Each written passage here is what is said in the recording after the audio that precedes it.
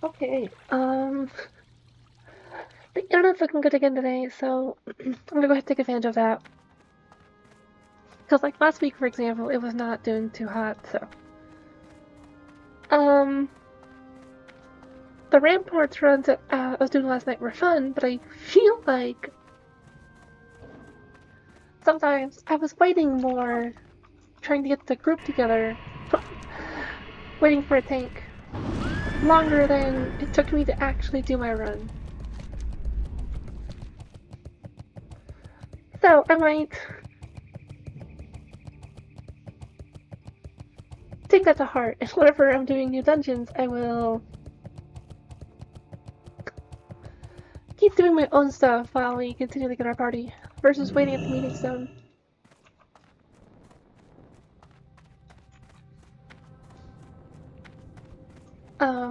But otherwise, I got dual spec 2 last time, which let me get Felguard.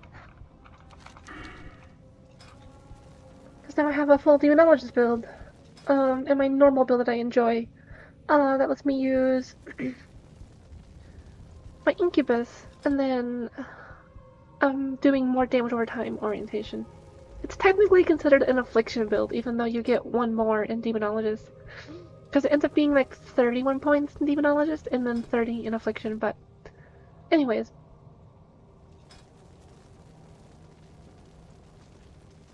During the, when I got dual spec, I actually botched the build a little bit. I should have moved these into Improved Corruption.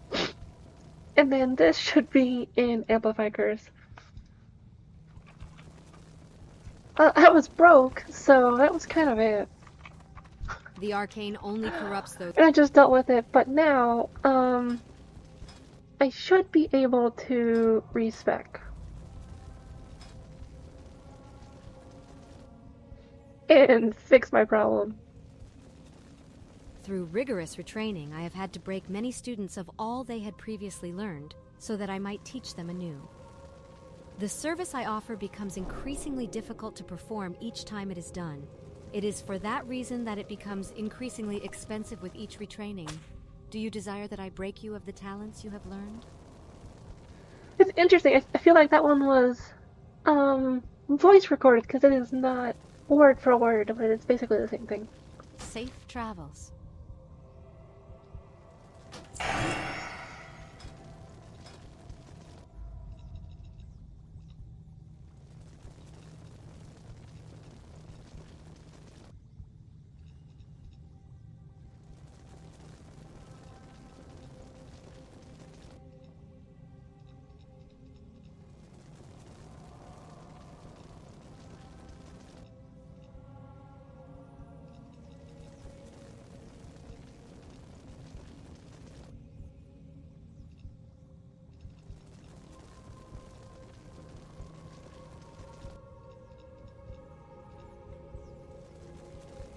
Okay, I think that's accurate.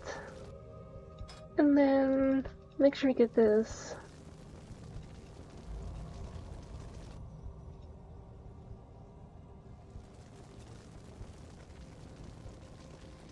and then we should be good to go.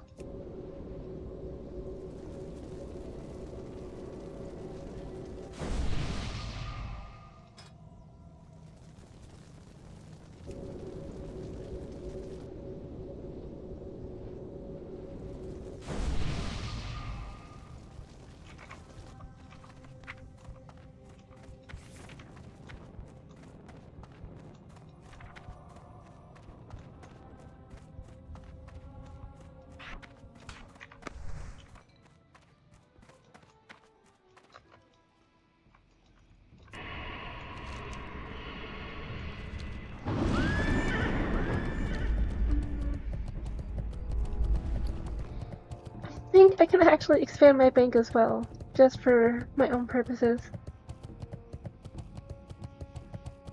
I think I need 25 gold. And of course I only have 20 right now. But I think the staff that I got from the dungeon actually sold. And it was obviously a lot cheaper than what other people were putting up, but it definitely sold.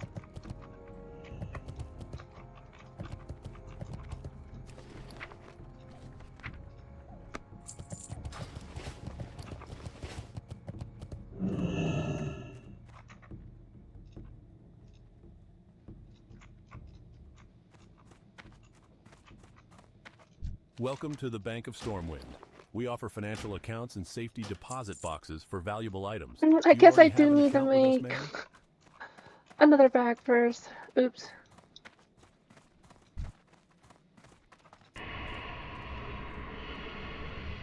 I could use some of the bags I have in my stash. I know I have a 14 slot bag, but I might as well just go make some.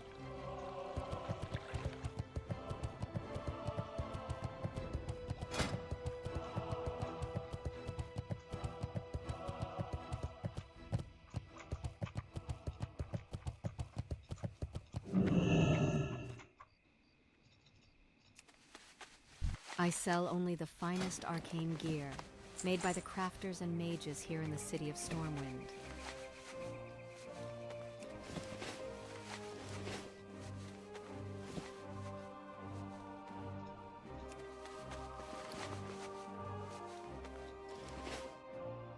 Have a good one.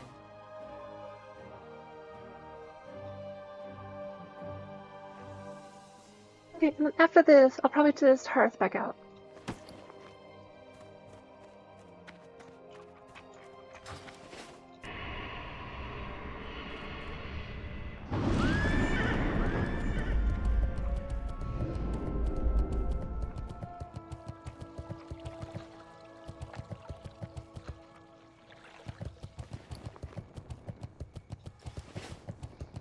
I could probably use some new potions soon. Just noticed them on my last one. But just spent all my money again, so that'll have to wait. No one's ever stolen anything out of here. Not in the whole history of the whole history.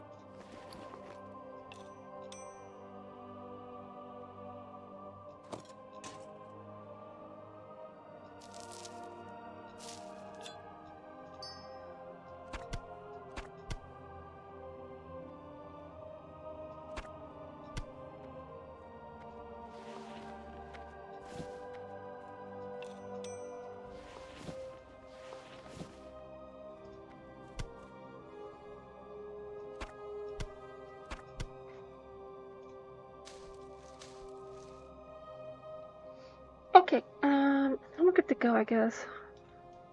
Be careful.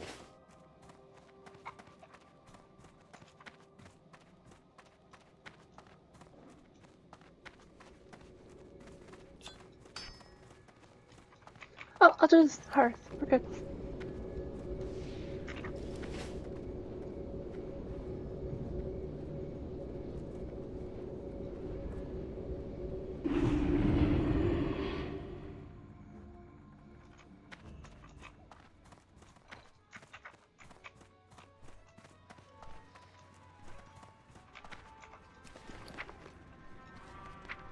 Also, Ixie, I'm not sure if you're here, Ixie, or if you're gonna see this pod, but I thought you just meant you had 36 cloth to give me, not 36 stacks. I guess I'm not complaining, but it was just a surprise.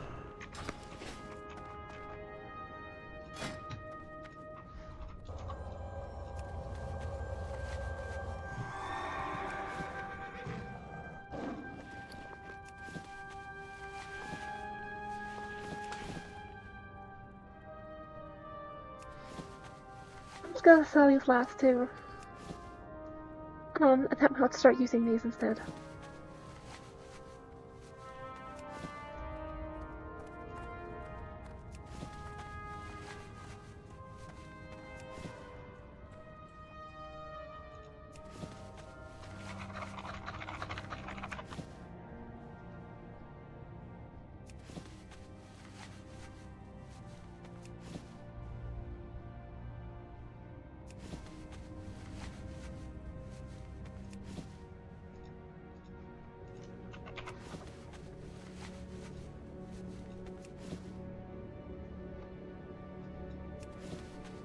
I guess I'm curious.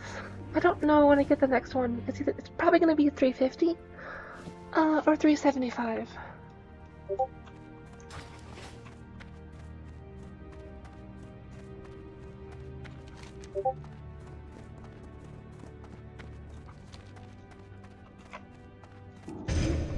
Where would you like to fly to? Okay, once we get over here, we'll be able to start questing again. I definitely can't do that quest, I remember. Or that one. I can maybe check out this one.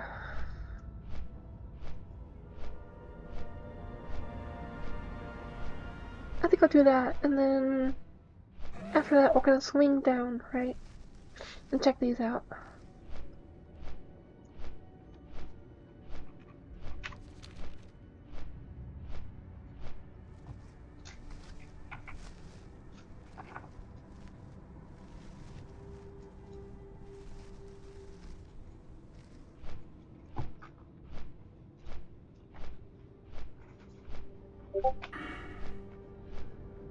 And since I fixed this, I should have instant cast corruptions again. Yeah.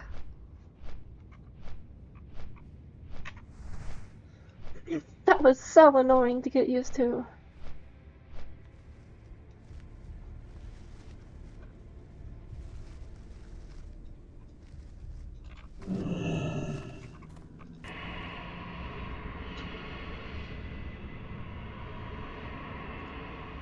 Do not waste my time, lesser creature. That's still recharging.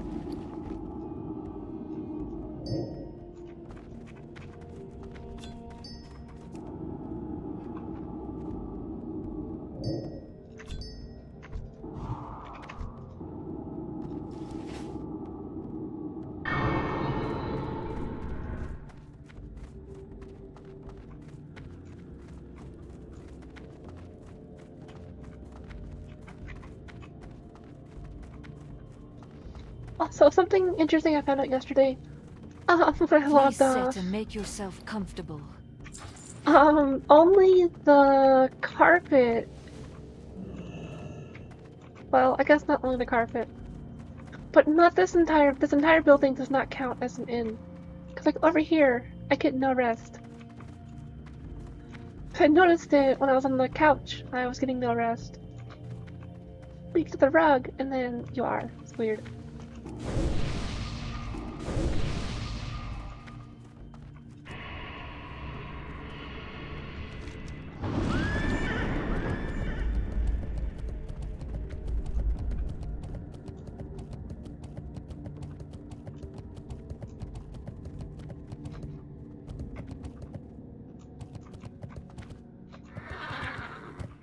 Okay, I think I'm stuck. No, I got it. Okay.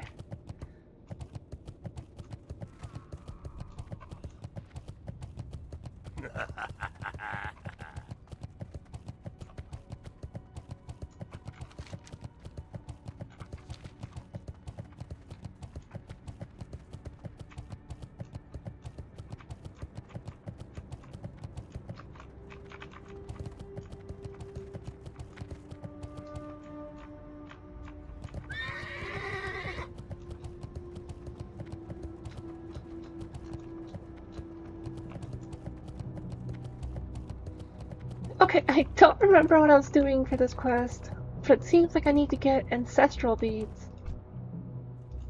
Which is a choice.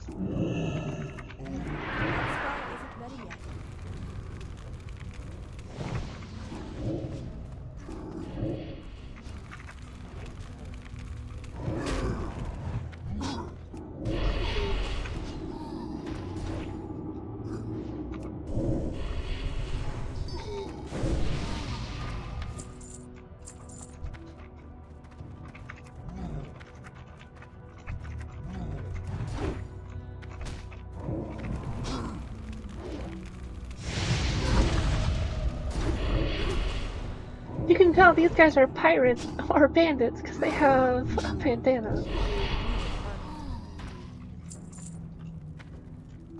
If the human questing line has taught me anything, that's how that works. Because only rogues can wear the red bandanas.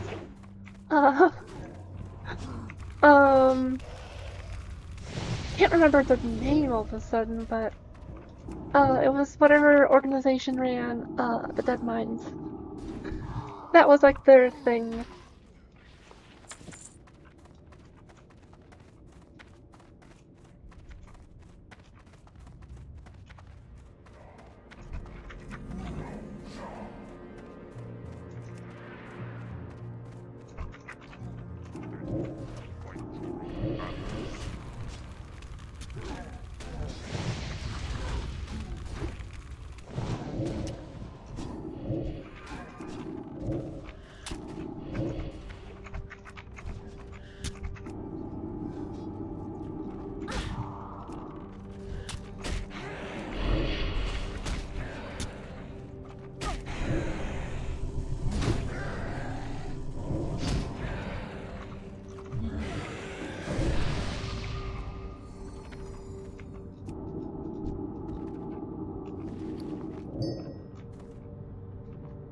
A moldy leather helmet, huh?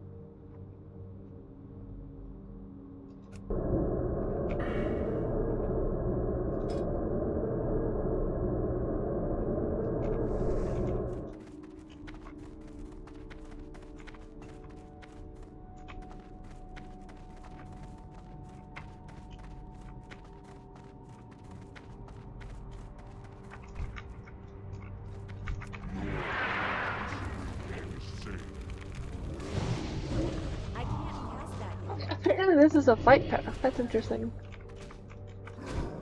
But I totally have the whole camp pulled.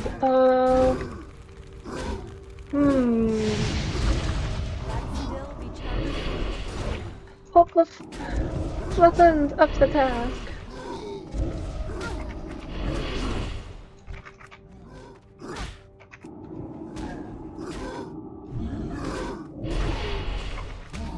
Seems like he actually is, wow. I have to micro him a little bit, but he pulled out like a boss, that's nice.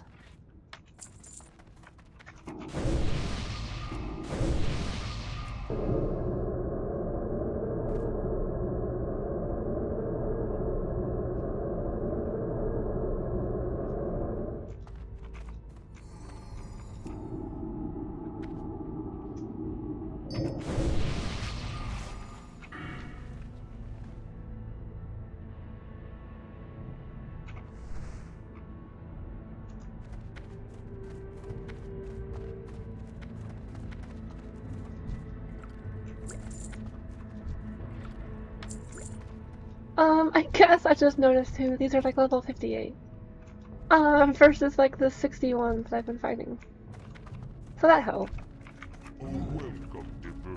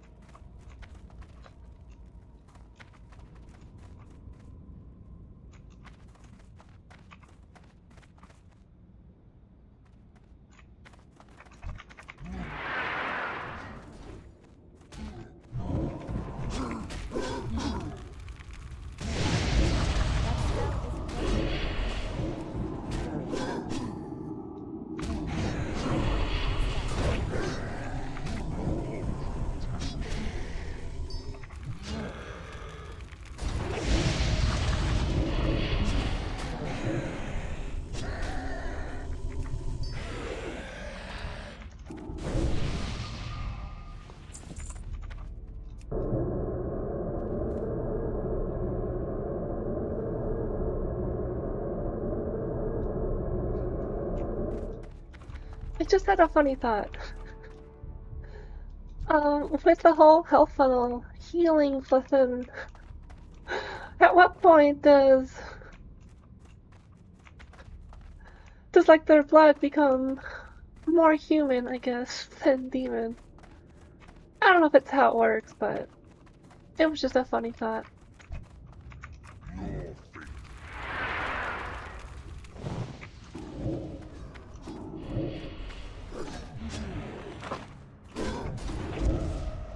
Your fate.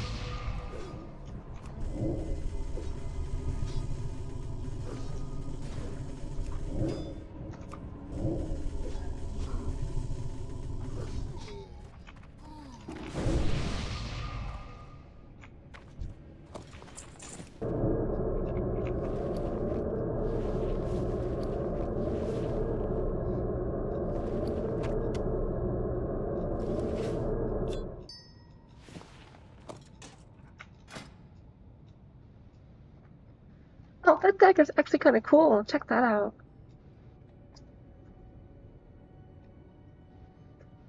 It's vendors for basically the same price.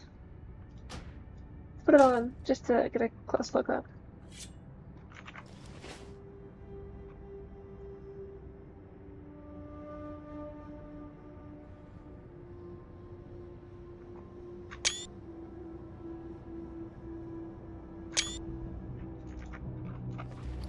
Okay. I just love a good knife.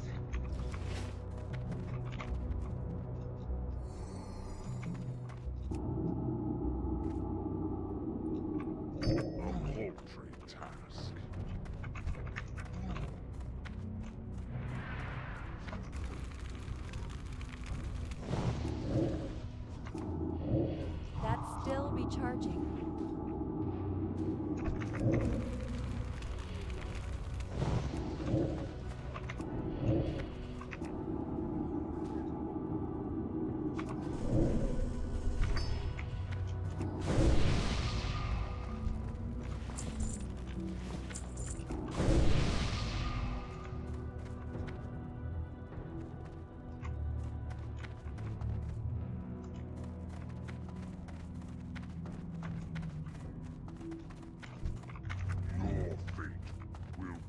Same.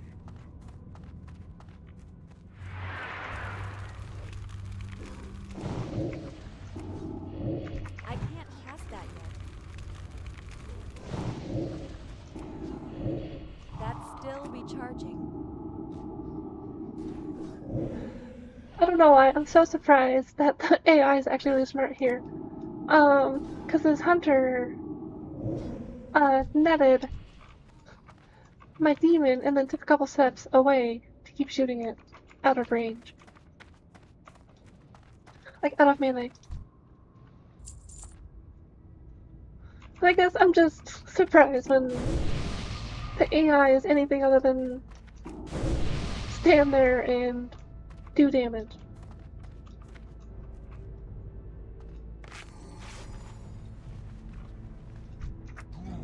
Pathetic to fight your own battles.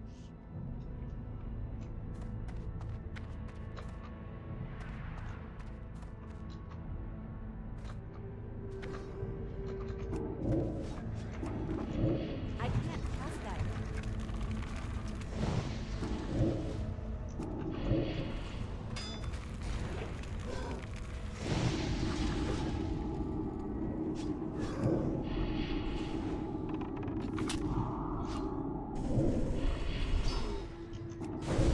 That spell isn't ready yet.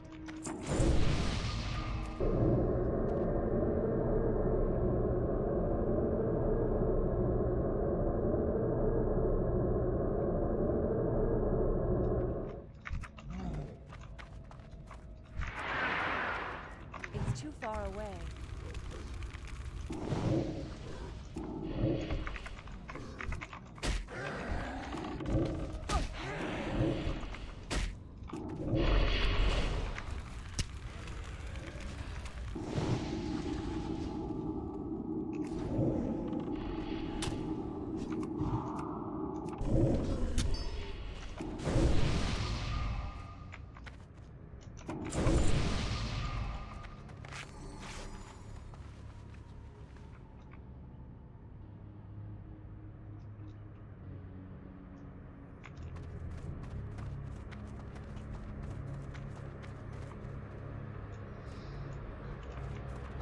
just noticed they're on the second story here.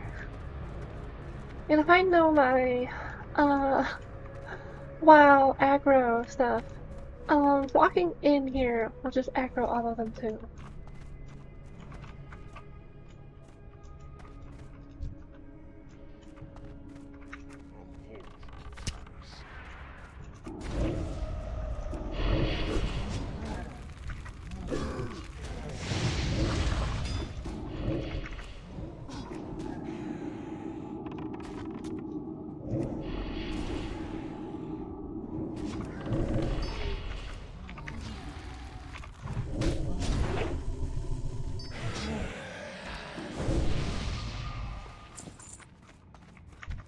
Your fate will be the same.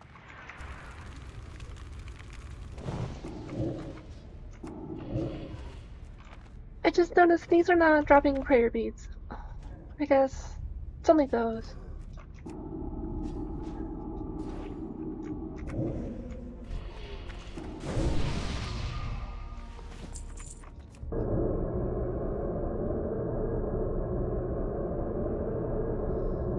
There's that boss that I cannot solo.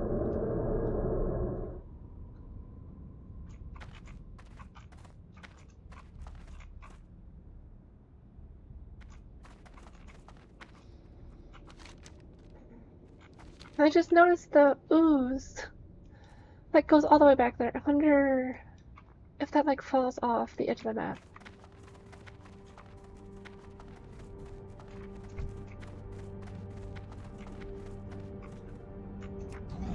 Pathetic to fight your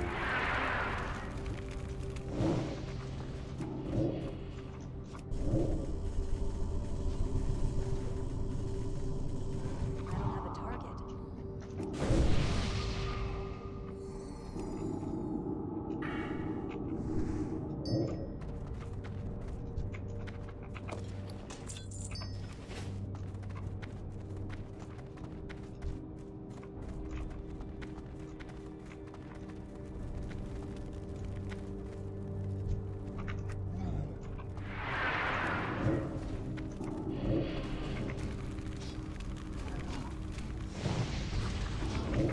welcome emerge.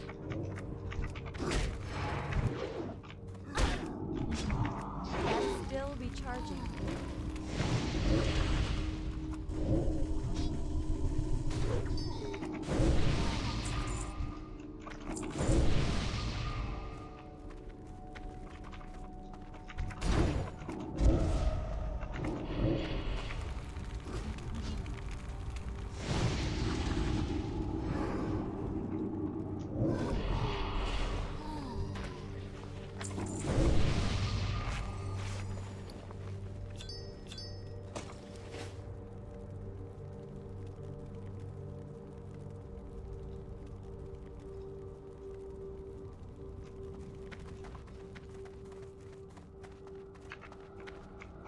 Oh, interesting. This is a new plant. I don't think birds have seen this plant.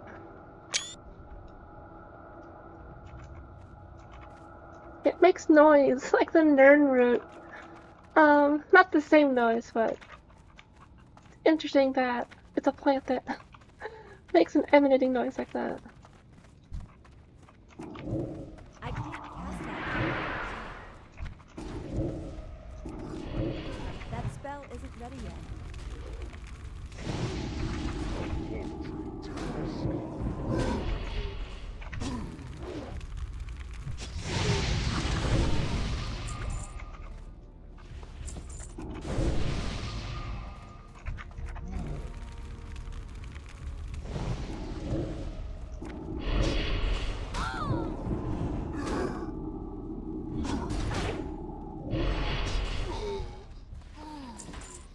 It looks like they just gathered it.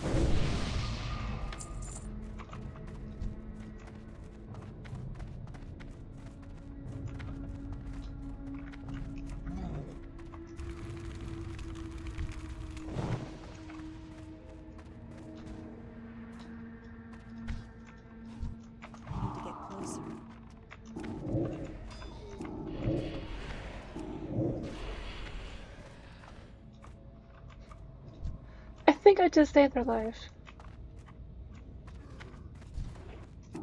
Not 100% sure. They may be able to pull it out, but I did my good deed for the day.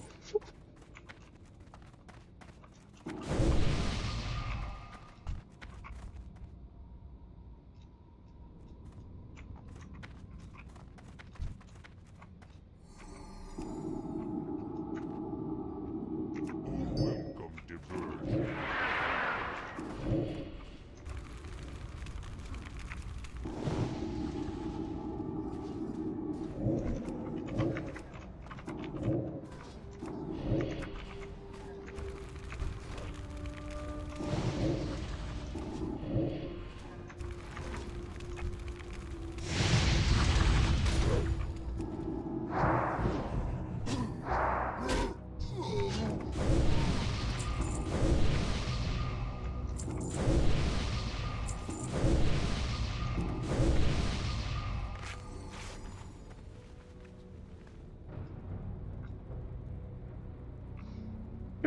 Still don't have enough beads.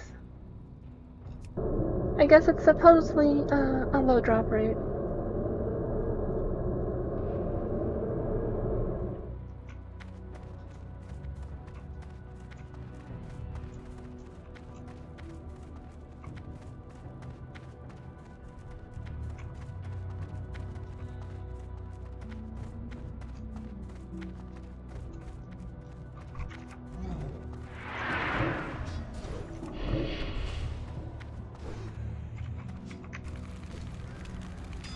I'm thinking the ones I killed over here should respawn soon.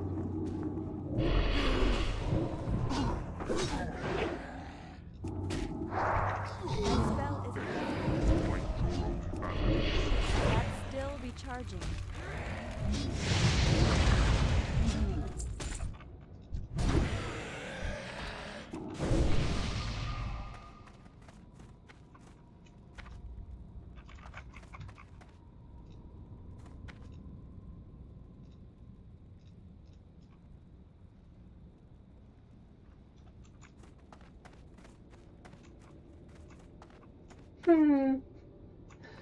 Not quite yet, or someone else killed them. But that's fine. Welcome to Bird.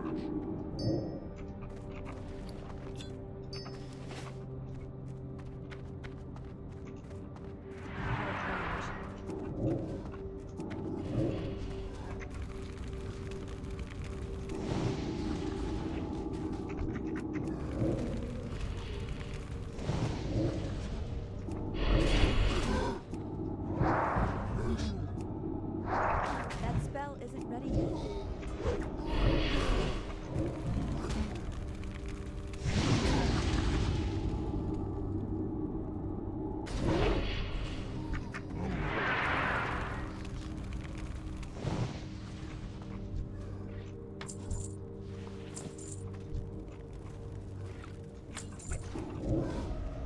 Enough mana. Okay, we're good to go.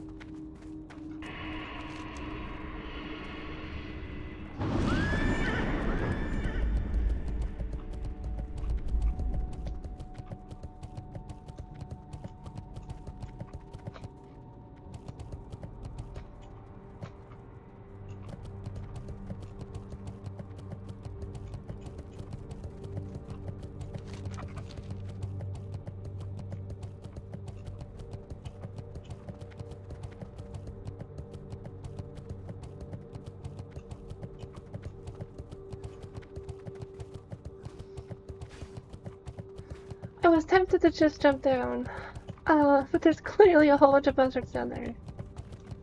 So, that would not be a good idea.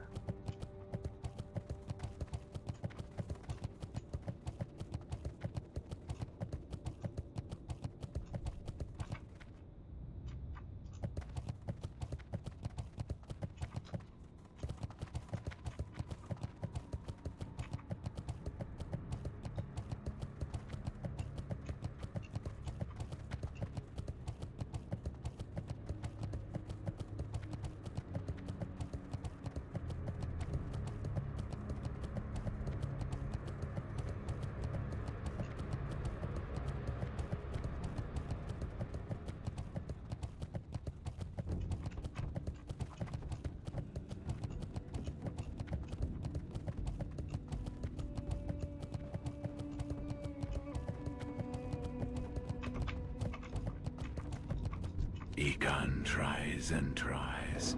I think these dread... Yes. Revenge. I forgot about You that. did good. You take this now. It was a gift from Sedai. It only makes Makuru sad to see it. Hello.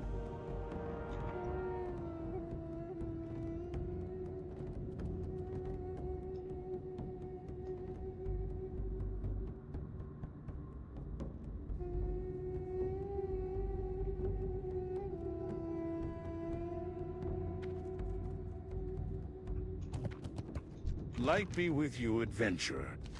Our history with the orcs is one of constant conflict. Adventurer, we were once near driven to extinction due to their bloodlust, and have since then avoided them even when not under demonic influence. Yet, this retaliation, it's not what Sedai would have wanted. Speak This guy with wants our me to be a elder snitch. Aman the Wise. He will help shed light on these events. Look, I ain't no snitch, but I guess I have to, according to Blizzard. Come closer, friend. Can I offer you any assistance, adventurer? You sound troubled. As I told you before, I do not require eyes to see what others cannot. I will not pass judgment on what you did on Makuru's behalf. Yet I think you need to see beyond what your eyes show you. Travel southwest to the ruins of Shannara and salvage any relics you find. If fate wills it, you will find what we need. The meaning of my request might not be immediately apparent. Oh, that's cool. They have a little, Clarity comes to those with patience. Fairy dragon. That's what they're called. I just remember the named one's right wing. And they do fairy fire.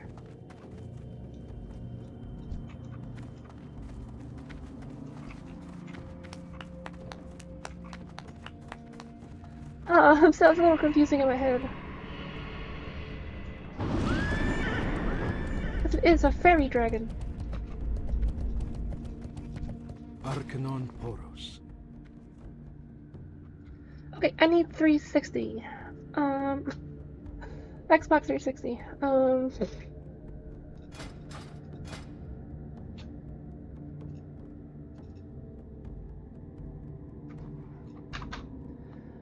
We got dual spec. There we go.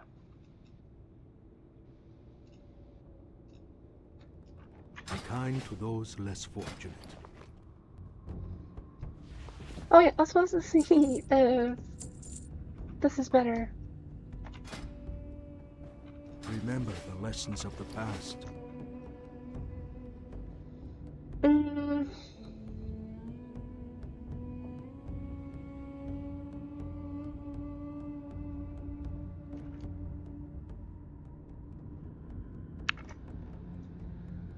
I think it's technically competitive with the adept band. But I lose crit spell chance to gain some mana regen, and as we know, mana regen is not really important to me.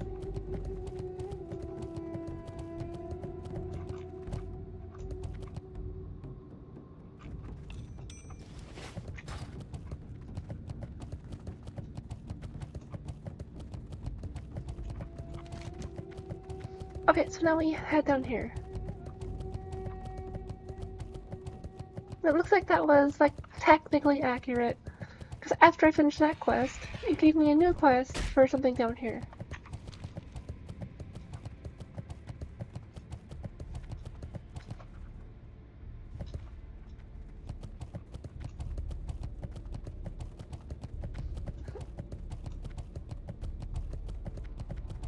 I forget if Outland's supposed to be, like, relatively close in quote-unquote space.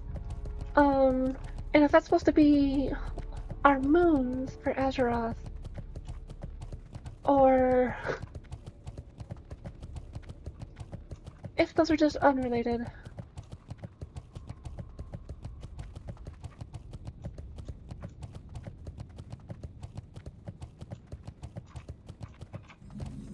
I only mention it because, like, technically there's 2 moons around Azeroth. One of them's, like, more of a normal moon color, I guess. And then the other one's blue. So, got me thinking.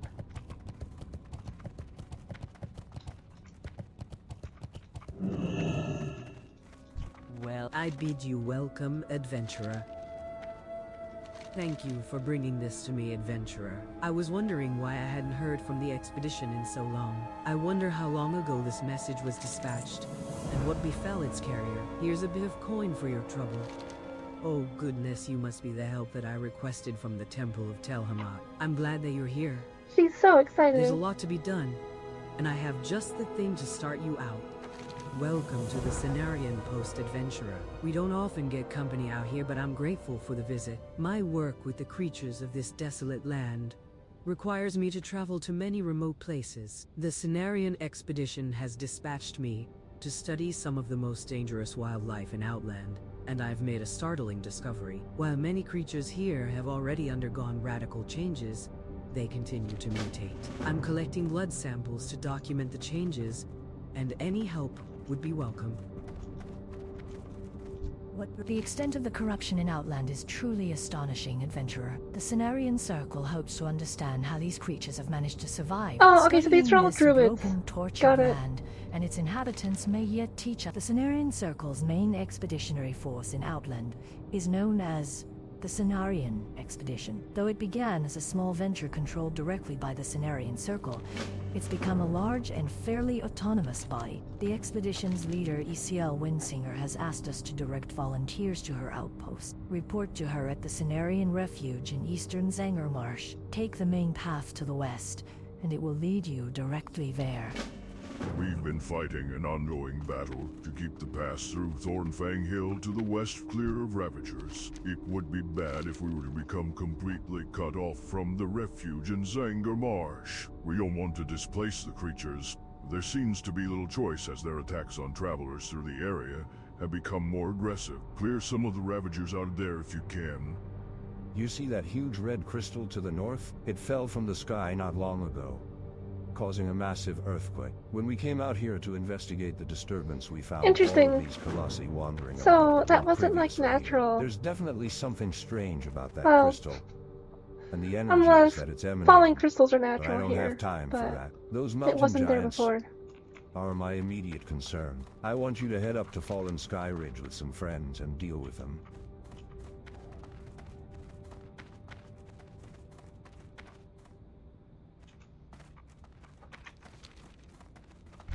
Your fate will be the same. That's still recharging.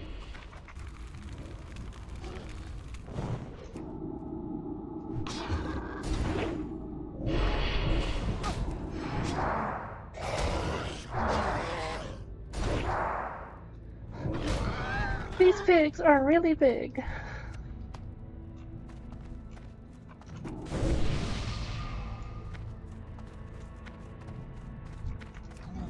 Pathetic to fight your own.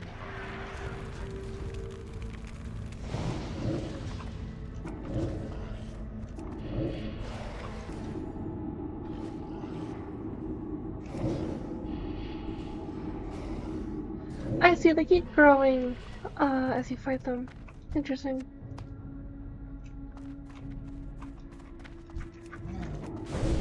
I can't pass that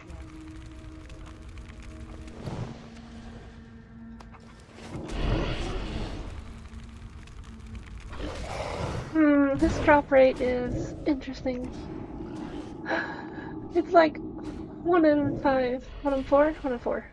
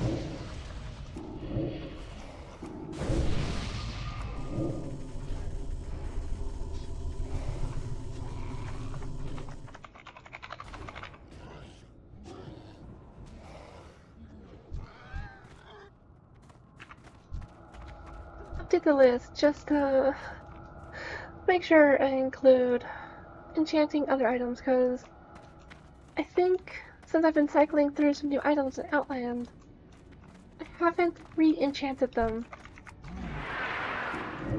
I've been spending all my money on other stuff. And I need to buy lower level enchanting ingredients. Now that I'm making money pretty quickly though, I should be able to do that. Pretty easily.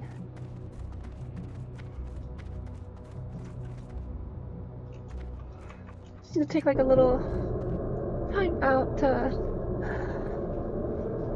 buy the items, enchant, buy the items, enchant, and go through that cycle until I catch up. Or run out of money, whatever happens first.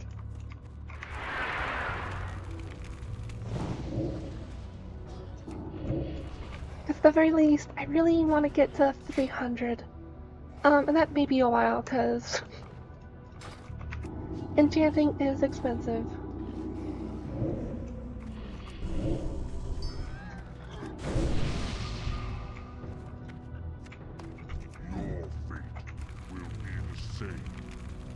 Annoyingly, I have not gotten a single drop.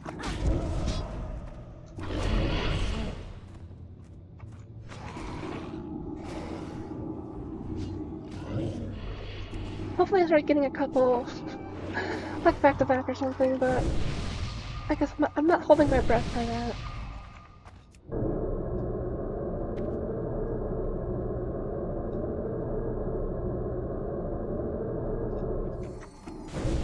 That's still recharging.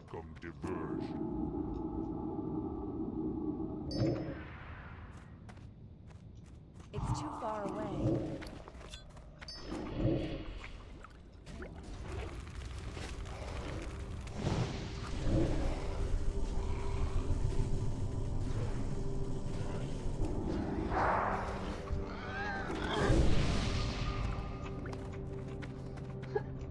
Funny, I just mentioned it and I got 2 back to back, so that helps. And funny luck.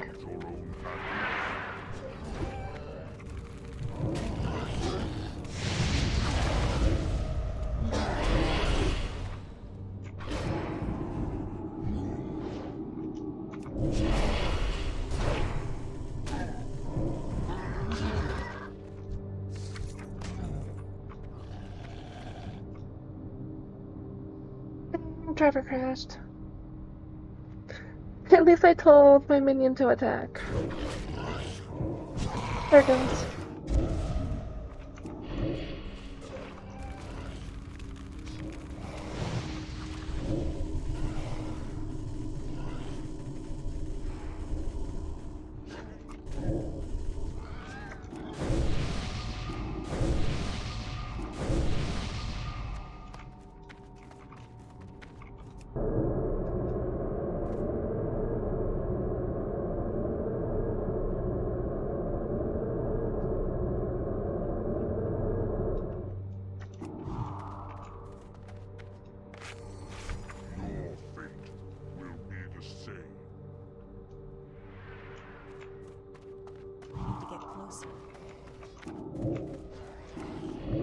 I can't cast that yet.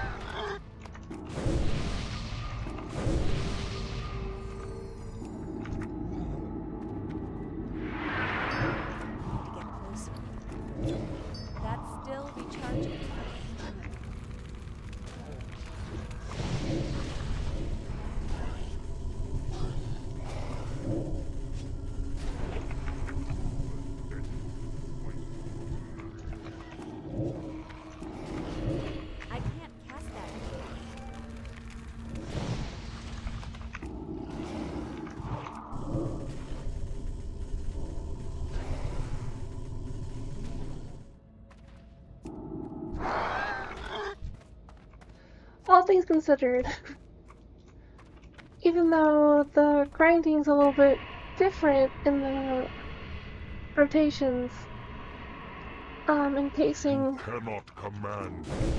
definitely grinding faster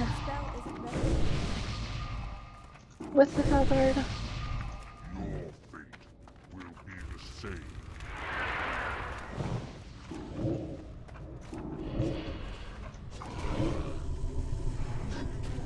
Part of it is they just hold aggro better because they have a taunt, like this normal taunt that the Voidwalker has.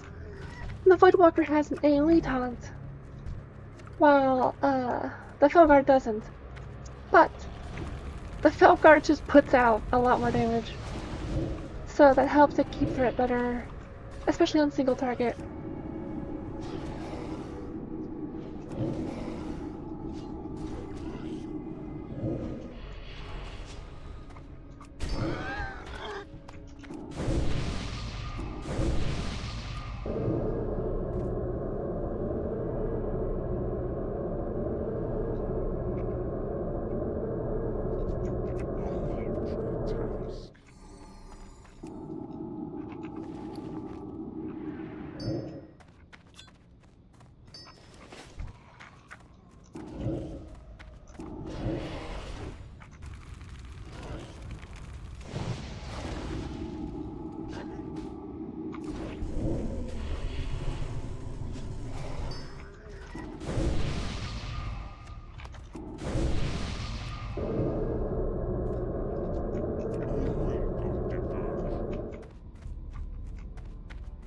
It's too far away. I can't cast that yet.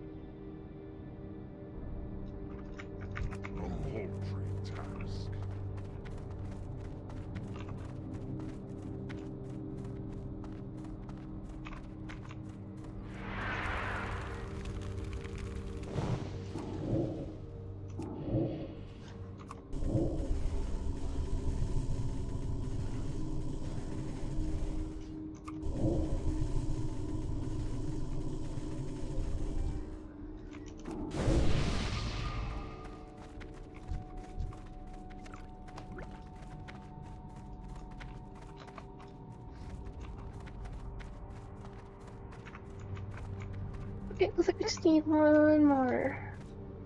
Well, one more drop. But...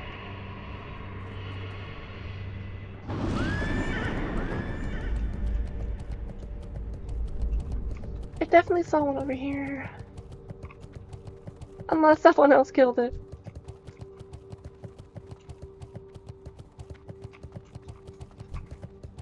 I'm out of range.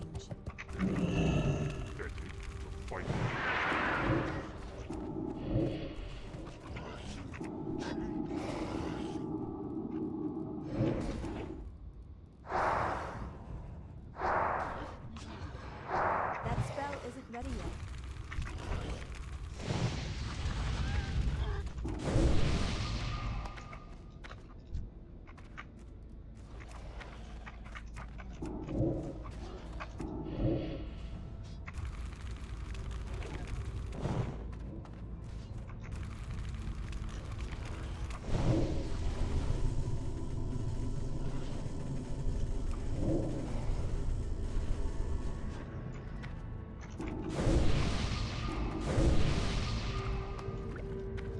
Okay, we're good to go.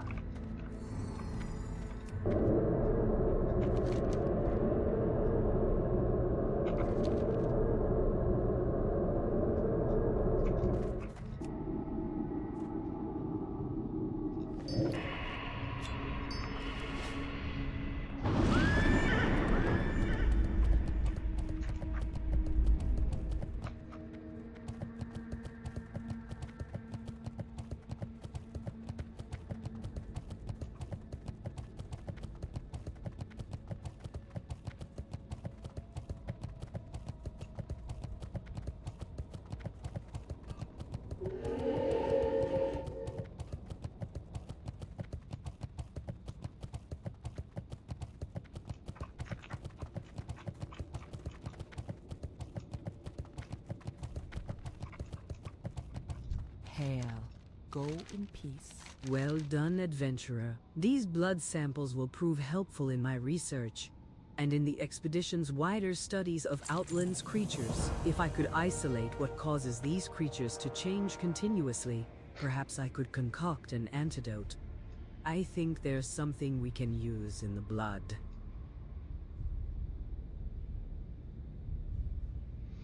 Oh, and then it just died. Interesting.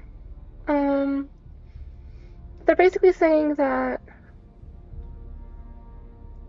it's not unusual to get an antidote from the toxin itself, which does track.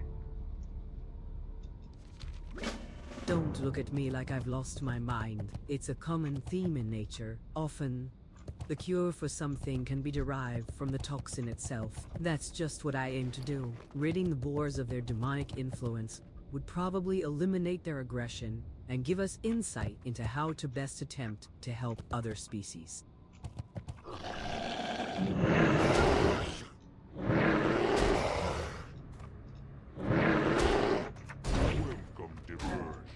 I can't tell if this is working.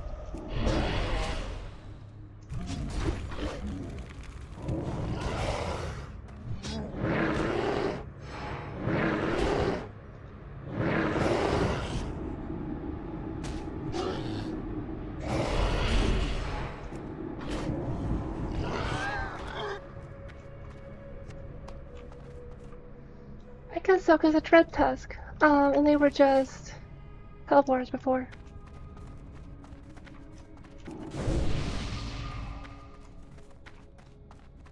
Greetings. But how could that happen? I'm certain I prepared the antidote correctly. I've seen it work with spider and snake venoms. So why would it backfire here? Perhaps that's one of Outland's many peculiarities. Oh, I totally get a reward here. I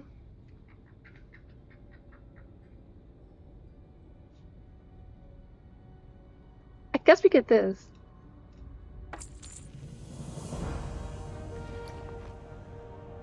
Let's see. Stat-wise. I'd best pass this information. Oh, Jesus. Belong to my comrades. I guess stat-wise, I get critical strike up a large amount of it. I lose some spell power. I lose spirit, but I don't care about spirit. I guess the question becomes if 20 critical strike is worth a 5 power loss.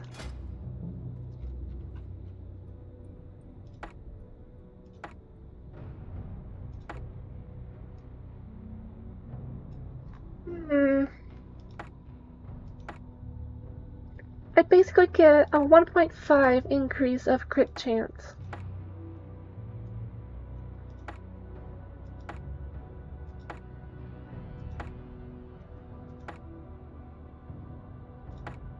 I also get a lot more stamina, which technically might buff my pet a little bit, yeah. It gives them like 4 extra stamina.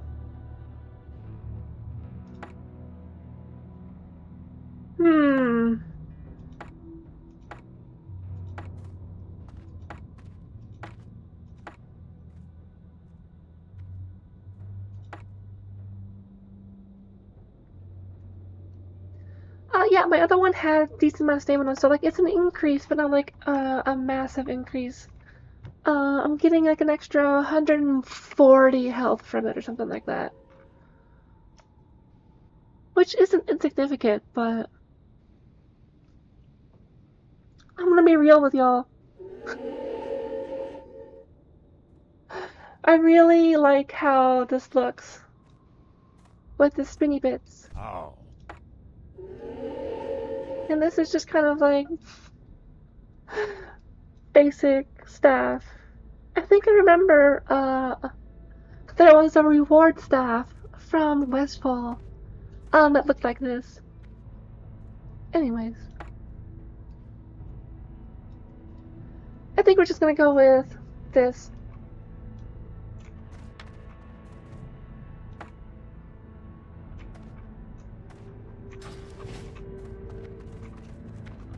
I'll try. Bleh. I will vendor that. Just for the money.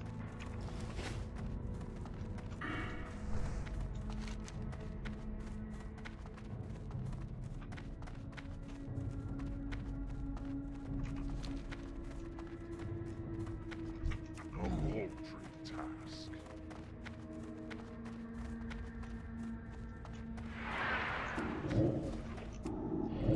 That's still recharging.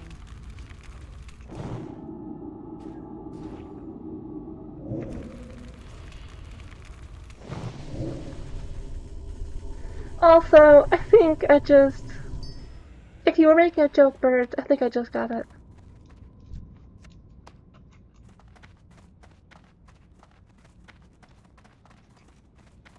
It's too far away. Also, where are my manners? How you been, Birds? I remember you mentioned having a tornado yesterday, so I was a little worried about you. I'm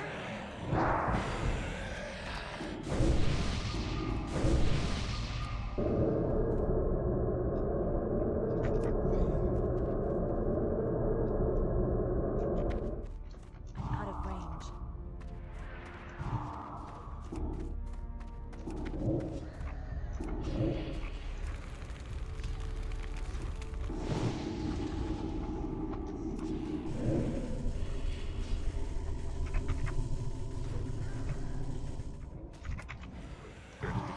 Fight your own battles.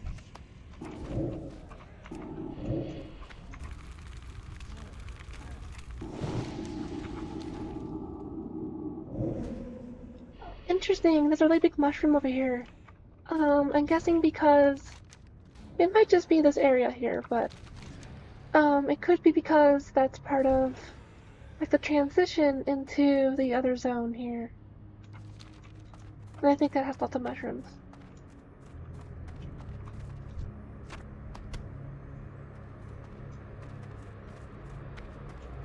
Damn, Bird, how do you handle that?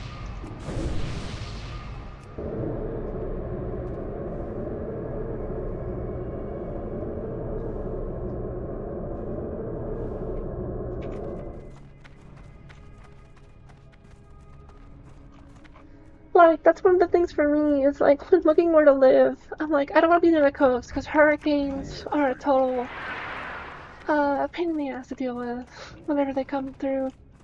Especially big ones. And then, other areas have like tornadoes and stuff, and I'm just like, oh, that's not much better. And then, other places you get earthquakes. So, I guess there's no winning.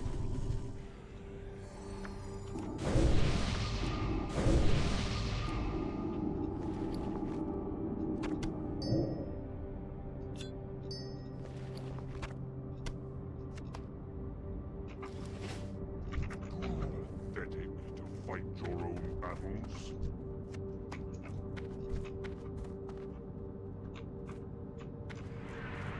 It's too far away.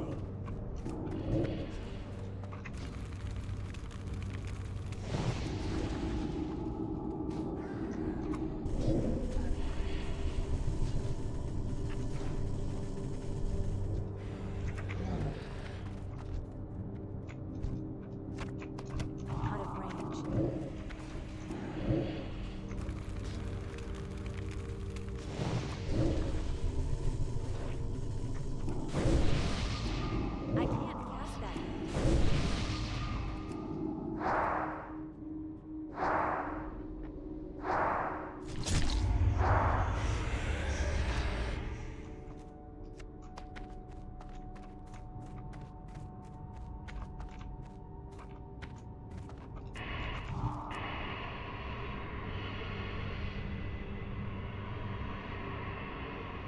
Who dares summon me?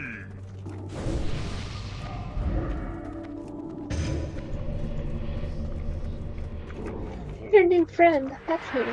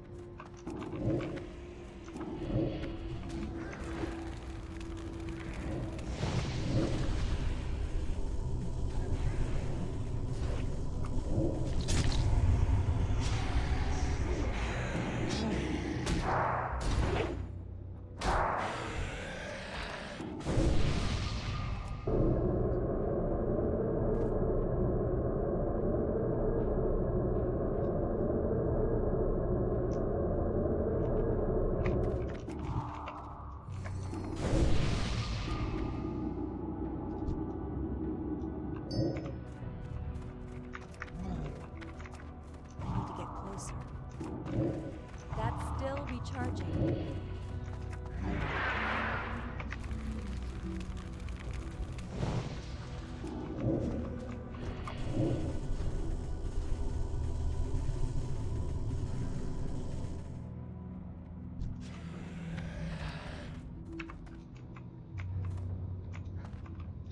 Hello, Prison.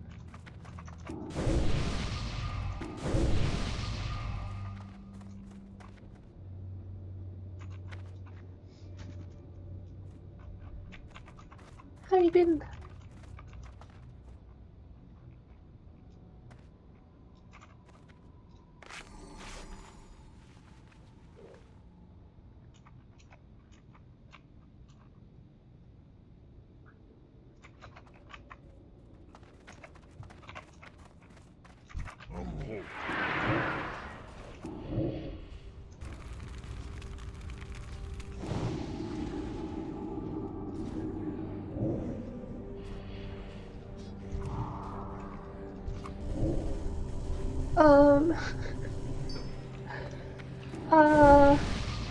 I guess average.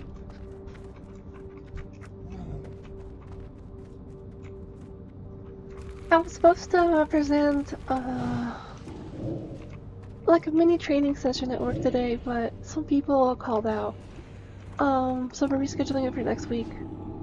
But we did that last week, so I'm getting kind of tired of that.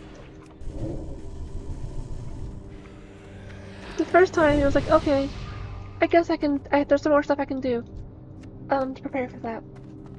And I did need some extra time, so that worked out. But it's just like, are we ever gonna present this? I don't know.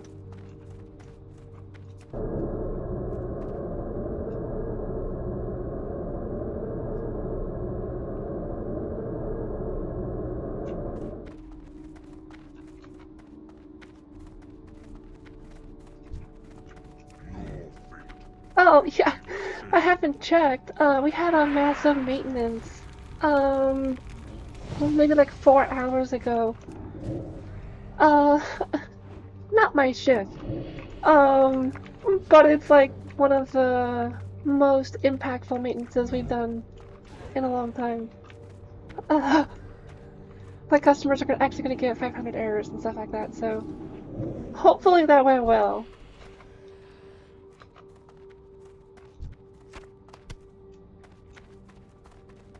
Presentations aren't that big of a deal. I'm kind of fine with it. I've done training sessions as well, but I run our weekly meetings.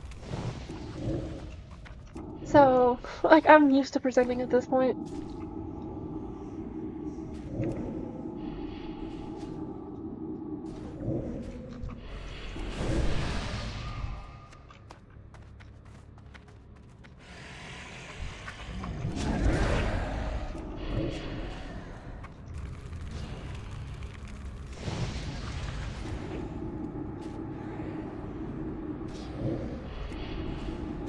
mean, if we go back a couple years, we weren't even having team meetings for my team. It's a little nuanced, I guess, but essentially, our overarching team was having meetings during the week, but like none of their stuff is ever relevant to us because we're a completely separate product. So I was just like, this is stupid. I'm gonna split up my own meeting with blackjack and hookers. And then I've just been running it for like 3 years now, maybe more, 4 years I think.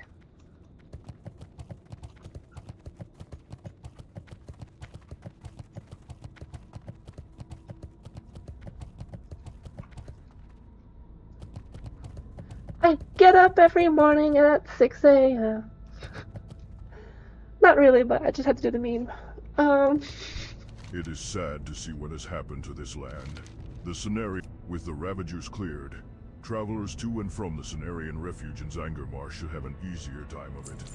The Cenarian expedition is indebted to you. I personally do, like email support and compliance stuff, at like a corporate level.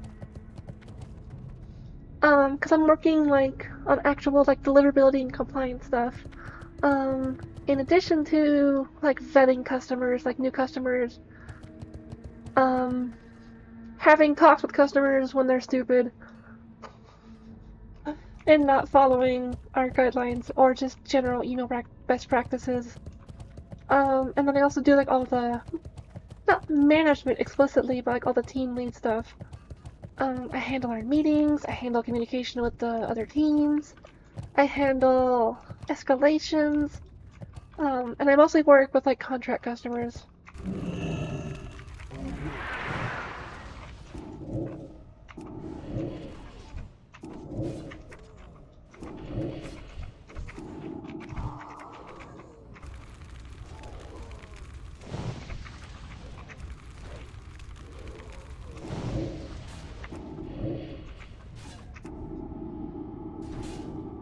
So, like in that regard, like my job is technically like split up into a couple different roles. I wear a couple different hats.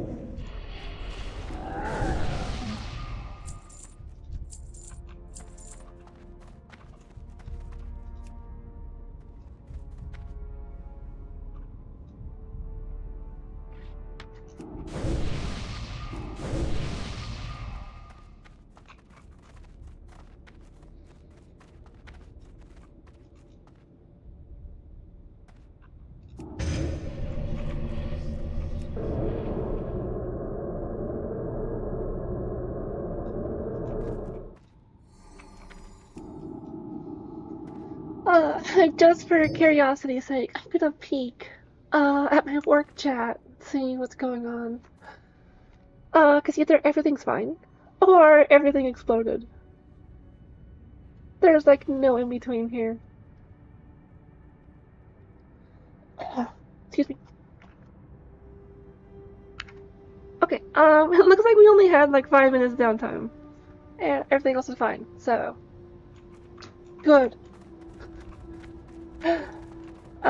Cause our ticket queue is already miserable right now. I would not be interested or looking forward to another influx of incident tickets.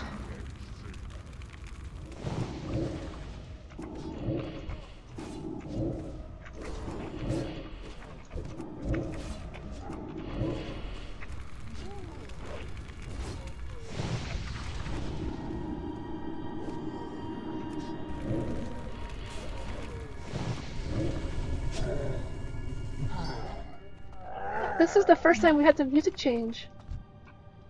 Well, I guess we have some unique music for this little section.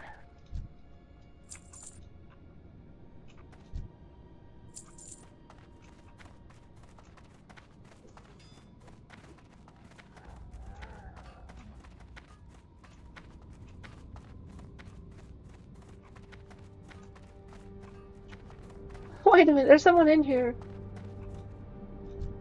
These chains that bind me, prevent me from bringing the spirit of fire to my people. Adventurer, souls without fire are souls that cannot rebel against their masters. Perhaps not all hope is lost for the Dreadhood. I am one of 4 elders that guided this tribe before we were enslaved by the Yeah, that's where I'm at right now, I too. thought the others were dead. But I think my last, slowly like, 5 learned that streams at have least been 2 all Hellfire others are Peninsula. alive, chained down and powerless just as I am. I've not yet been able to find Naladu and fear for the worst. There are more huts in the ruins upstairs. Perhaps you could look for him. It would be a great boon for our tribe if all our elders were alive.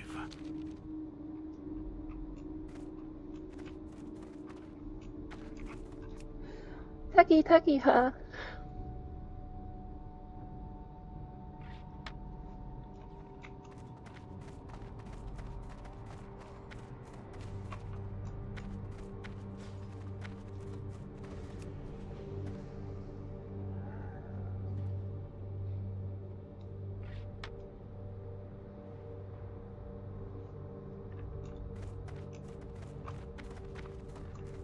One of the main things with my job role, I guess, is that, like, very few things are actually documented, which is beyond frustrating, especially when the other teams will not communicate with you. But just gives me a lot of opportunity to actually flex my muscles in that regard.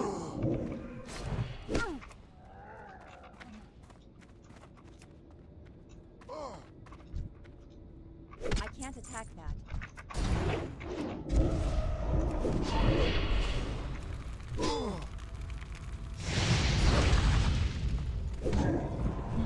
That's what my presentation was going to be about. You have a feature that only, like, mostly our contract customers use, or high-paying customers. But, like, we have no information on how to access logging for it internally. So I've, like, figured that out, essentially. And I'm gonna present how to do it. Like the process and where to get the data, blah blah blah. All the boring stuff.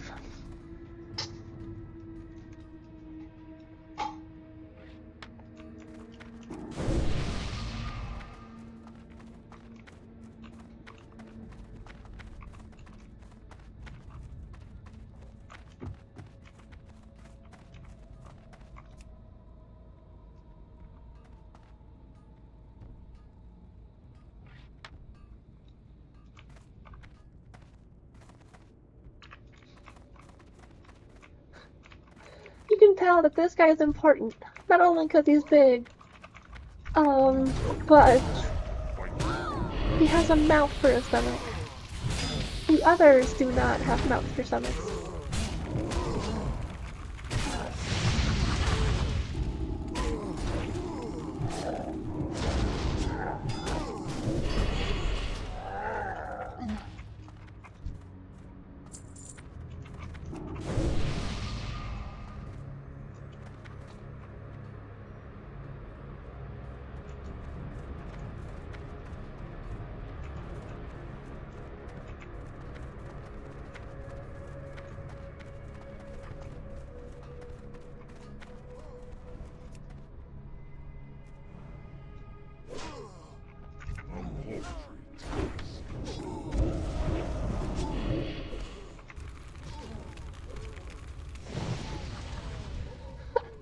I also just noticed this person's name.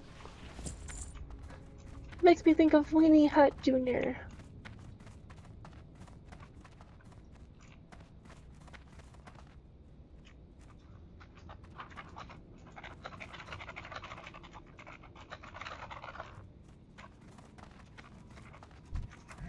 fate will be the same. Out of range.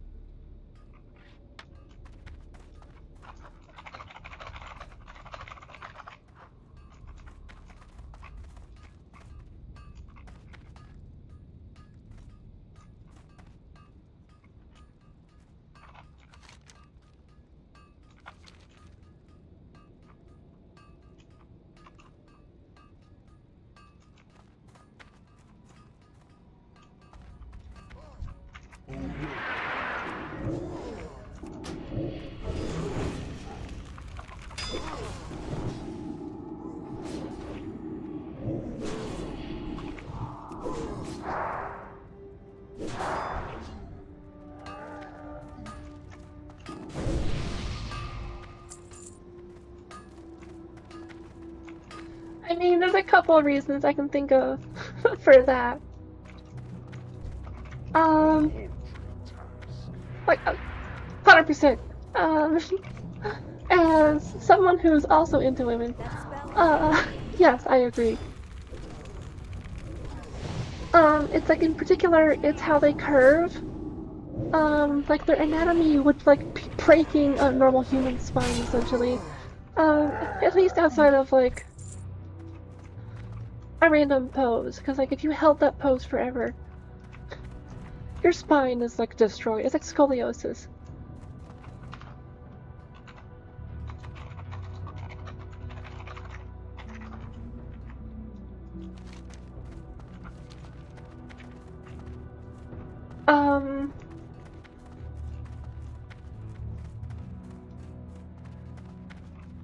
There's that. And then like, I don't know, for me, I think the reverse jointed legs, it gives them really long legs.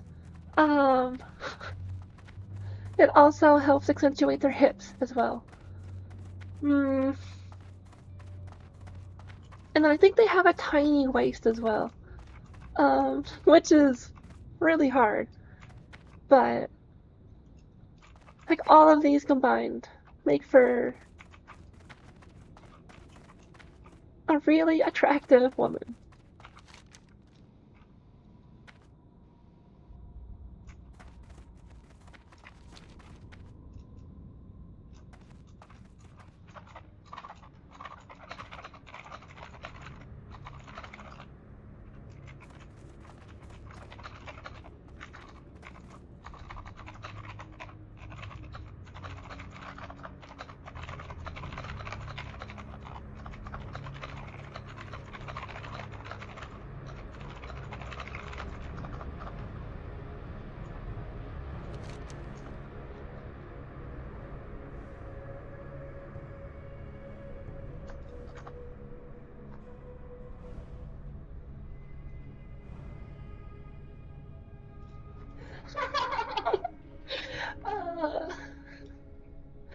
Welcome back, birds. I see. I am very much into horns too. Cause like tieflings, demons, stuff like that. There's lots of good options.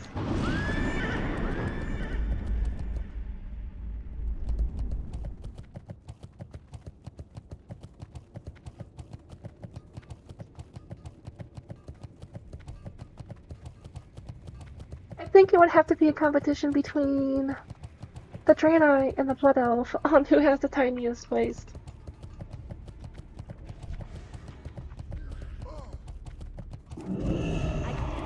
I do not know what the hell this guy is doing. He just like literally walked through everything.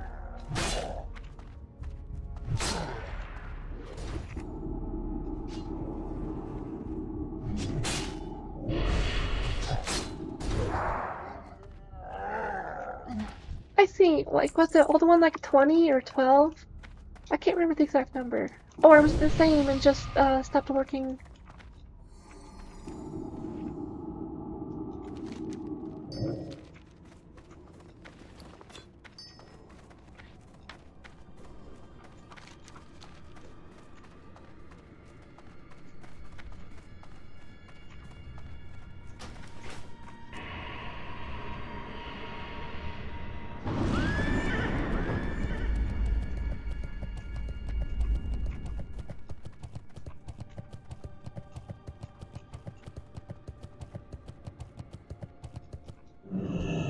The Idari demons keep me here because of my knowledge of ancient Draenei crystals and relics. They've enslaved many of my people and use us to look for a powerful crystal.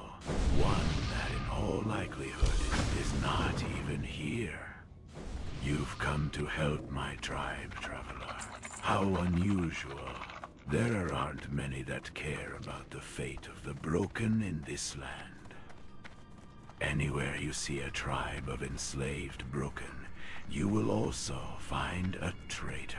A despicable I fit through here. being who sold No. his brothers Maybe a for gnome could. promises of power.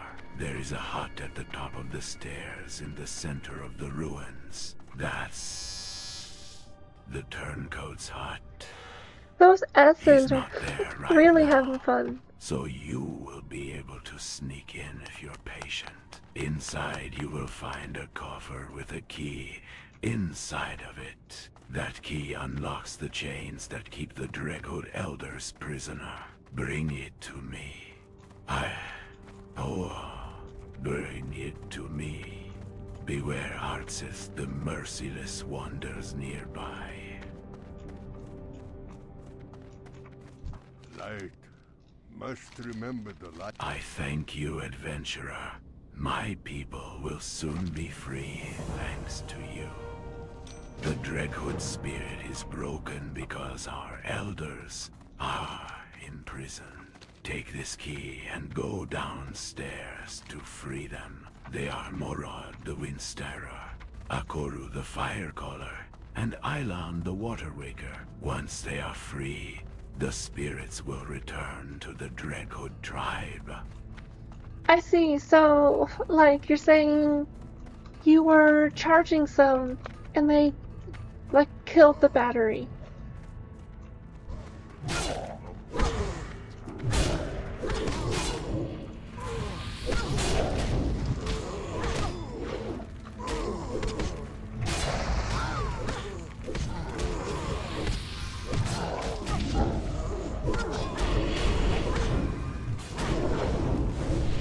Okay, these guys are gonna make me fart. Doesn't matter. I'm so...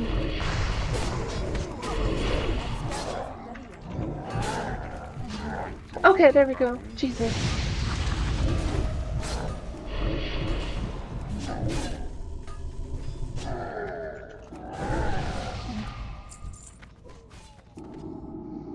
It makes me think of like a mem test.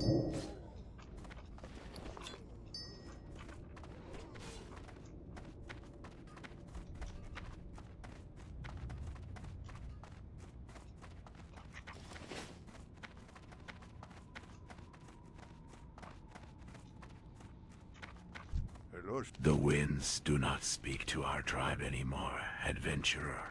My people are lost without elders to bring the spirits to them.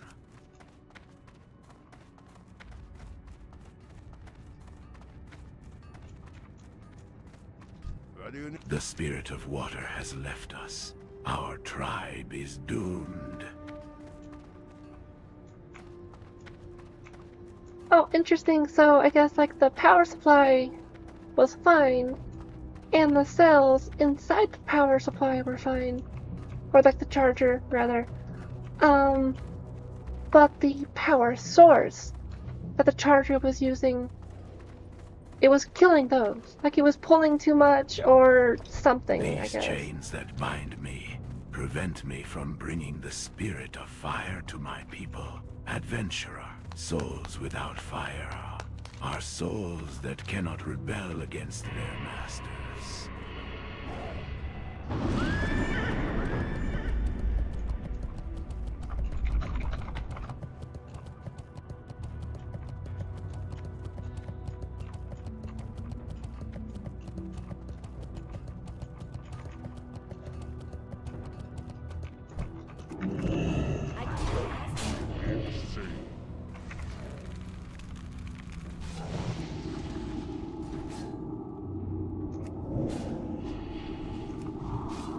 That's still recharging.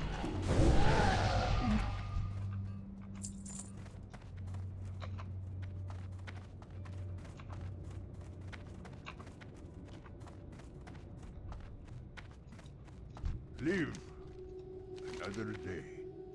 I can feel it, adventurer. The spirits are returning to us. Yes, the elemental spirits have returned to us. We are not as strong as we once were, but a little magic can go a long way in the right hands. Arxis has great powers bestowed upon him by his Dark Lord. Take this staff. It was once a great symbol of our tribe. Use it against Arseth, and his powers will be temporarily removed from him. Defeat him then, so that my people may finally be free.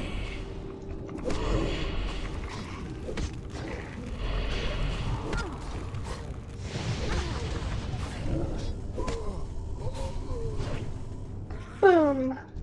Got him.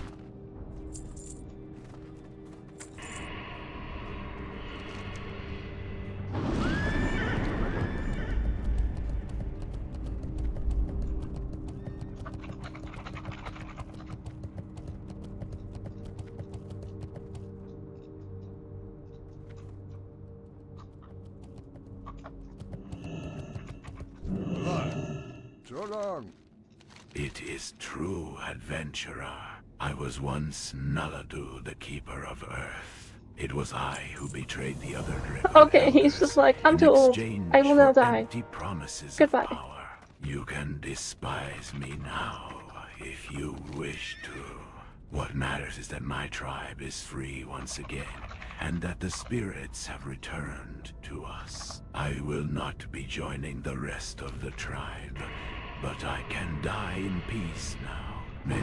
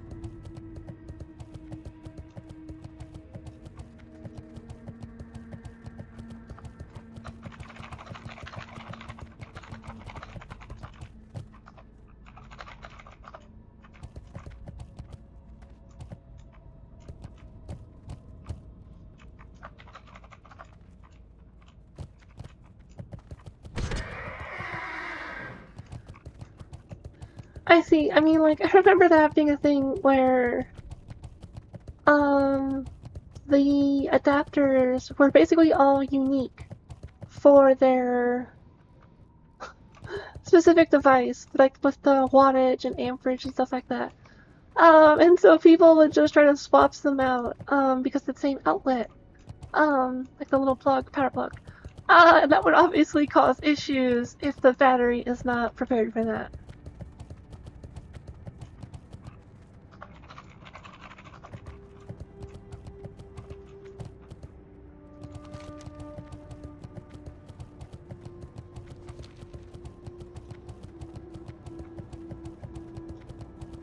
This guy has no spirit for adventure.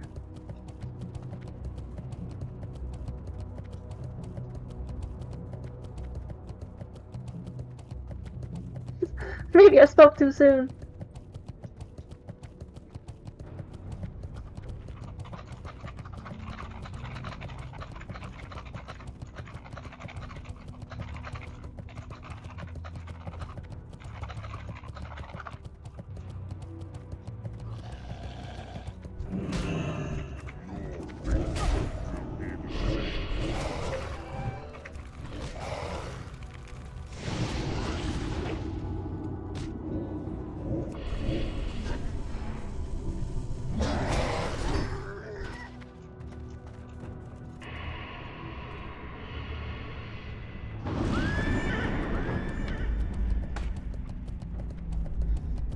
It's interesting to me, though, that the thing that got busted, I guess,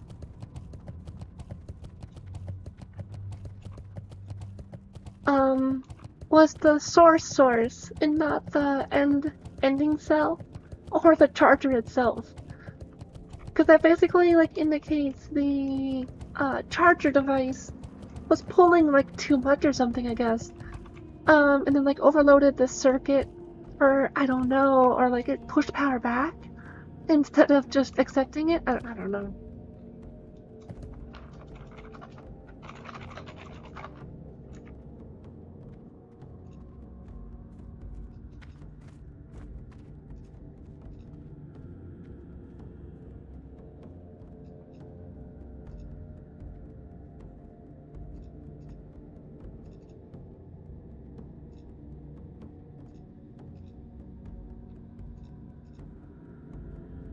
Huh.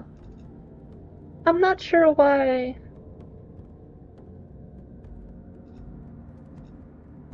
This captures like halftime to show. Okay, showing up now.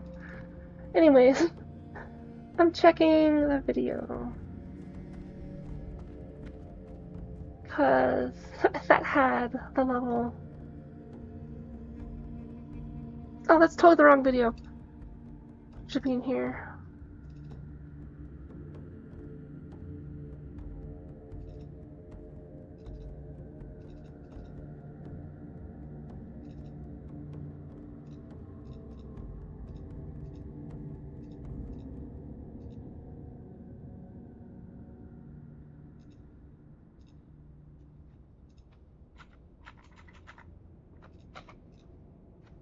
Yep, 63.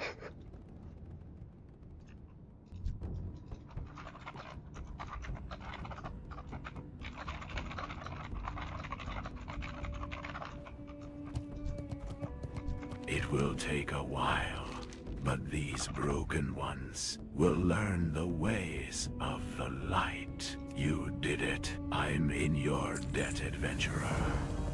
Look at all the Dreadhoods that are showing up. Under my guidance, they'll learn all about the old ways you'll see.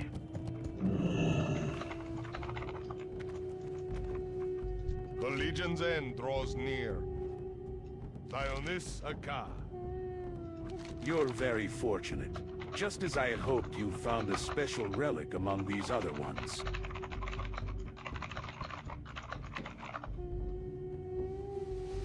The stubborn close their mind and convince themselves of one truth. The wise keep an open mind to the different possibilities leading to and stemming from the present. Take this relic with you, to where you found Sidai. See not with your eyes, adventurer, but with your mind. Remember the lessons of the past.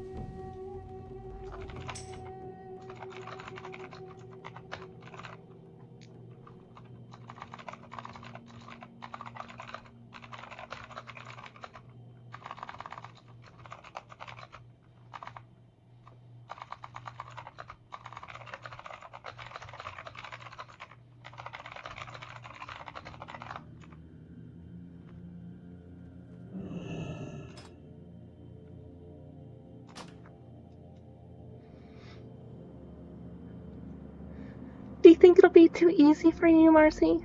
I guess, Ixie? Because it is. Like, you're level 70.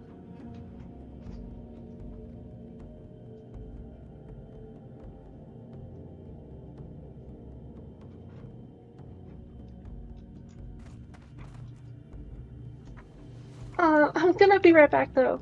So I'll get your messages again if you respond. But I need to go to bed. Take a quick bio break.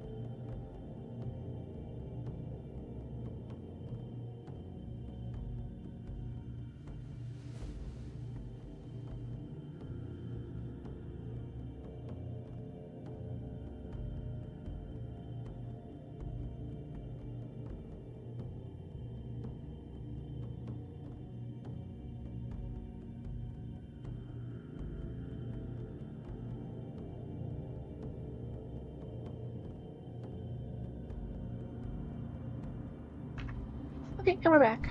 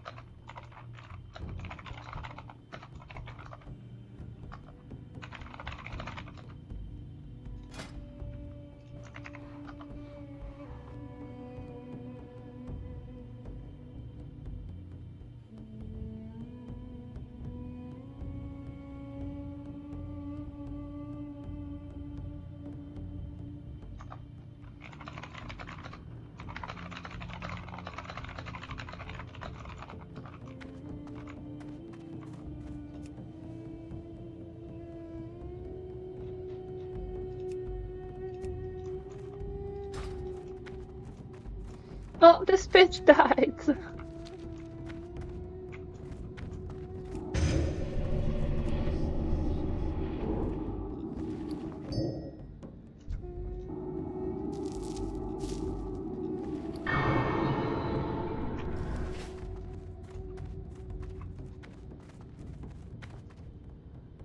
They're one of the reviewer. Please sit and make yourself comfortable. Xy's kinda shy though. That's fine.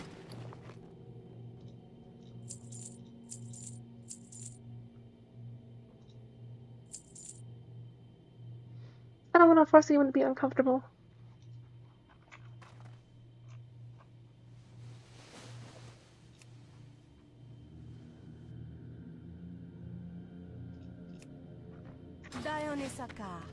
I forgot if you're supposed to get a bigger soul bag somewhere.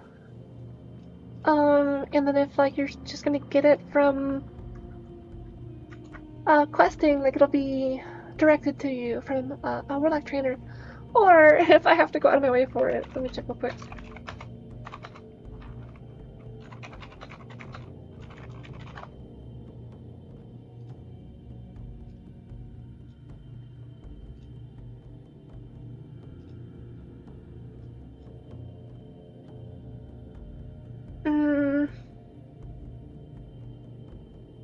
Okay, I have.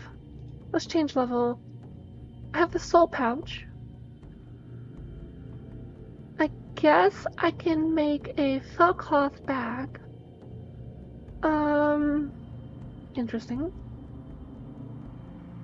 Same thing with core felt cloth bag. Interesting.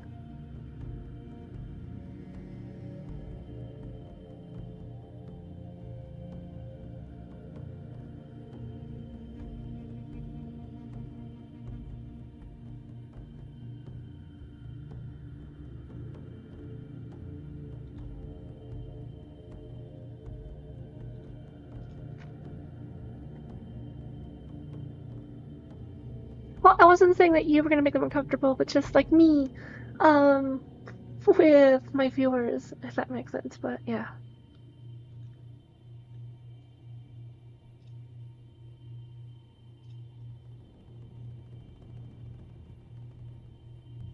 Okay, where do you get this?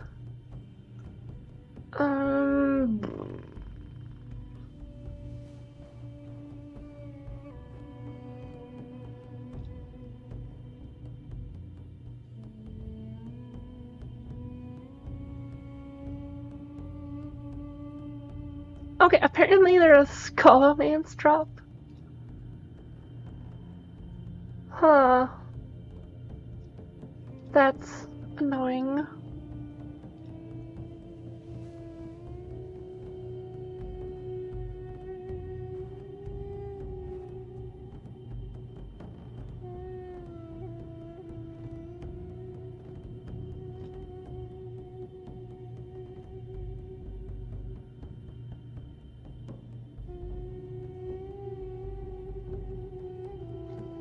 like all of these are drops. In some way, shape, or form.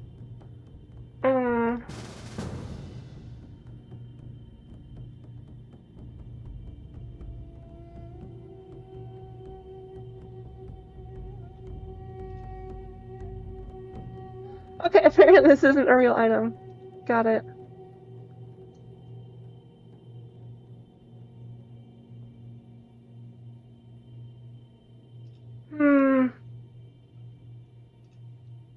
I guess I'm out of luck.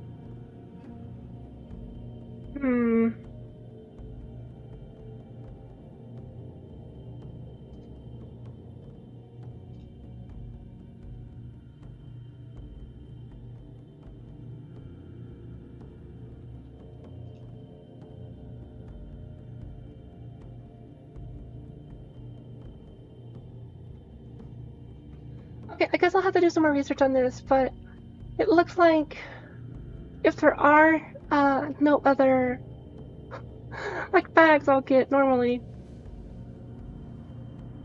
or that I can, or that I can buy, I'll have to either purchase these recipes off the market or do the dungeons myself. I guess they're raids though.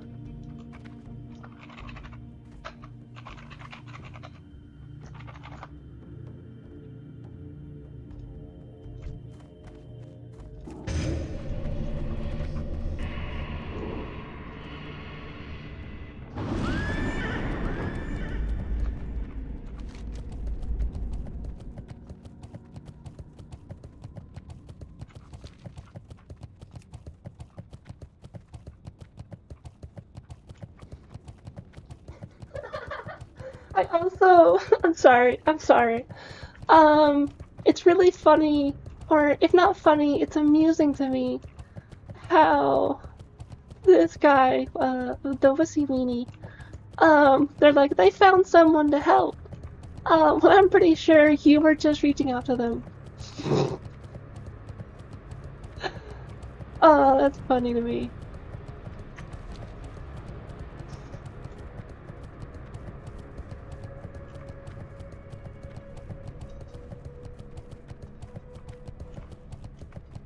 Oh, I guess, random. I just remembered. What movie did you, watch, today, yesterday? Birds. Other way around. Hey, birds. What movie did you watch yesterday or today?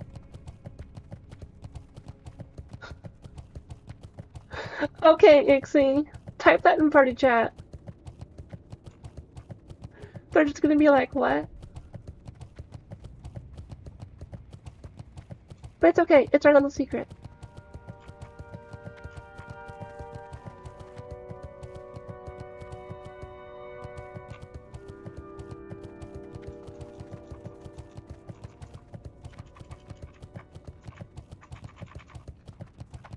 It's too far away.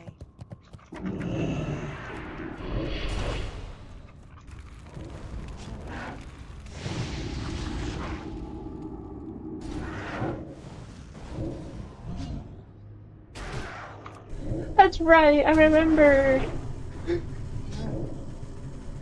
That was the live action one, right? It wasn't animated. It's not the other live action one. But there was like a new live action, I think.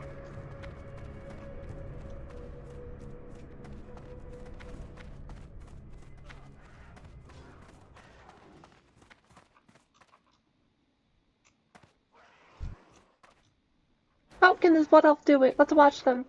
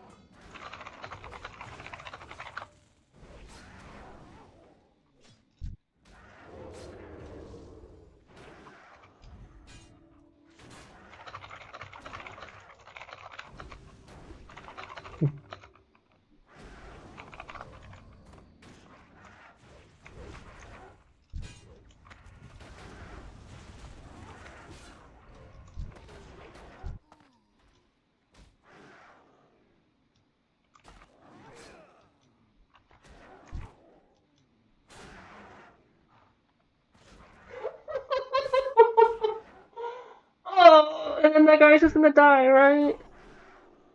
They're so close. They're so close. They're using like everything they can, all their potions.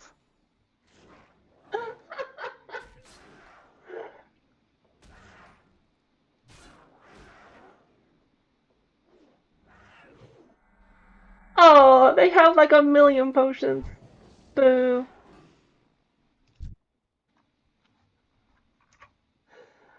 Funny.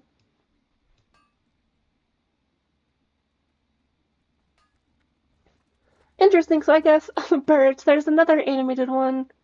Or rather, there's that one which animated, and then a new live one as well. Okay. So, I'm not exactly going crazy here by remembering that.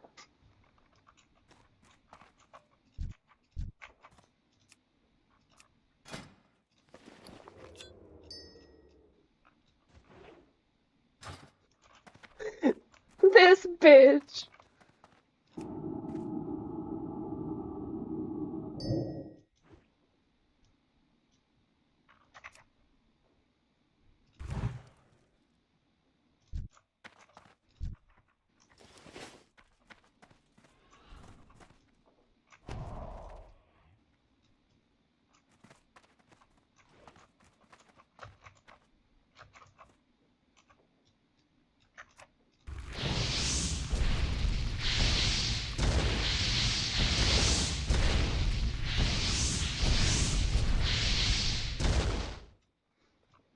Right. Because, like, that's the... At least I'm not going crazy because of that.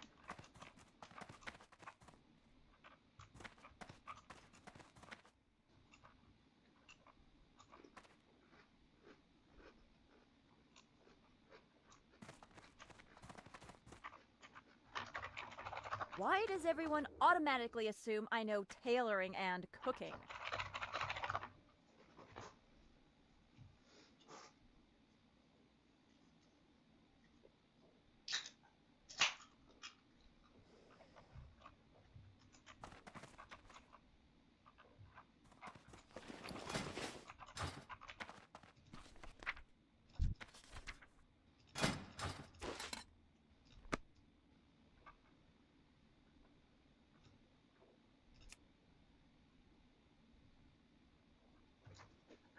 Right, that's why. Like, technically, it is true.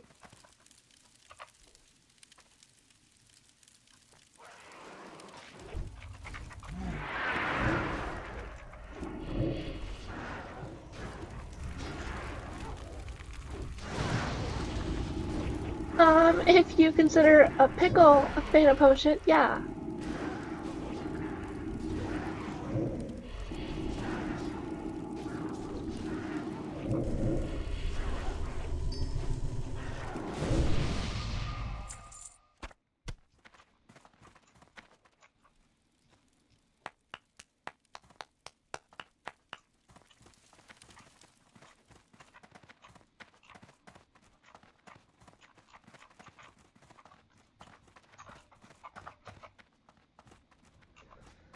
Want to know something funny? You're gonna hear it anyways. Back when I was playing EVE Online, I think for the first time, it was like 2007, 2006. Technically it was 2005, but I was doing some like larger alliance corporation stuff in 2007. I think end of 2006 as well. But the point of it was, I remember everyone would do the 07, and I thought that was like, oh yeah, welcoming in 2007, yeah. But it's a salute. I only noticed it whenever we got to like 2008 and people were still doing it. And I was like, why aren't you doing 08? And then... Oh.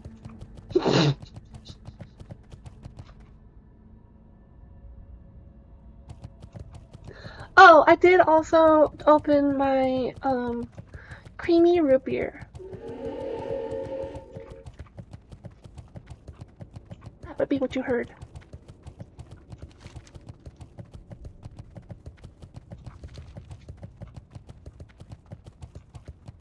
So, thanks, Ixie. You didn't have to, but I guess you are in town, as it were.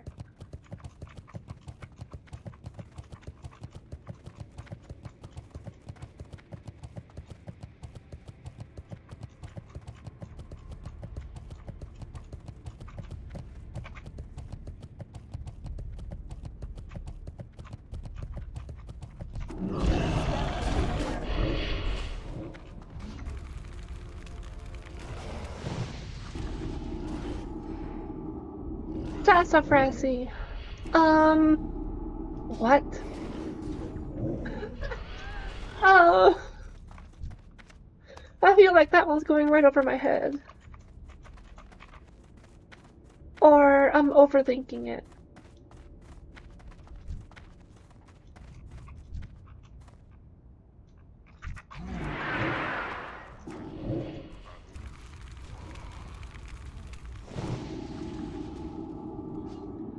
If you're asking about the drink, it's a stevia drink. Oh, you see, as someone who loves root beer, you'd think I would know this. But I don't.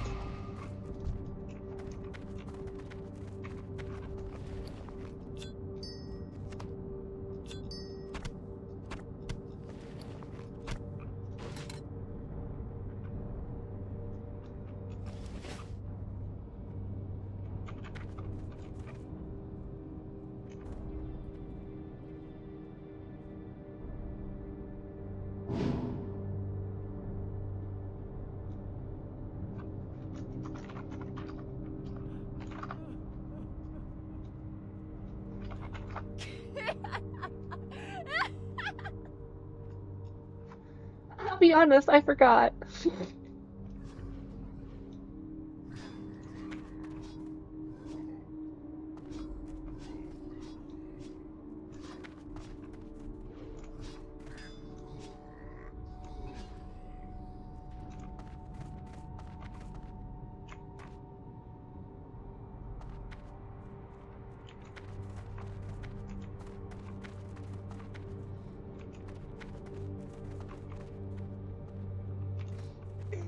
Is that it?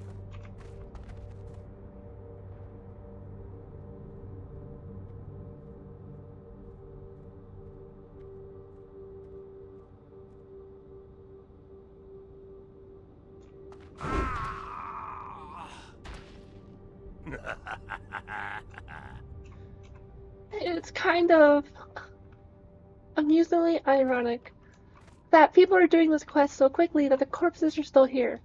And they talk about being stuck in this cycle. That's very ironic. Or fitting. I think it's a better term. I see. So yeah, I don't want to be drinking a carcinogen. So, that's fair. I think I got, like, on the root beer train, though, real young. One, I just like the flavor, I guess, but, there used to be a place called Rudy's here, like Rootys. Not like Rudy's, like Rudy or anything. And they specialized in root beer. They had, like, actual, like, freezers, or, like, fridges, I guess, like really cold fridges, with ice cold glasses, and their own brew of root beer. And it was just so good. But they went out of business at some point, so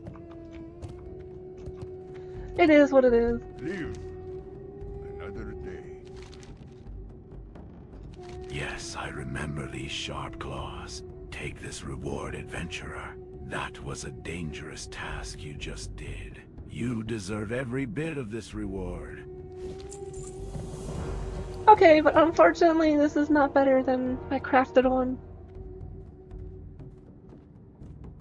Like, in theory, it gives me more intelligence, but I get better spell damage out of my current one, plus I have the set bonus, so away it goes.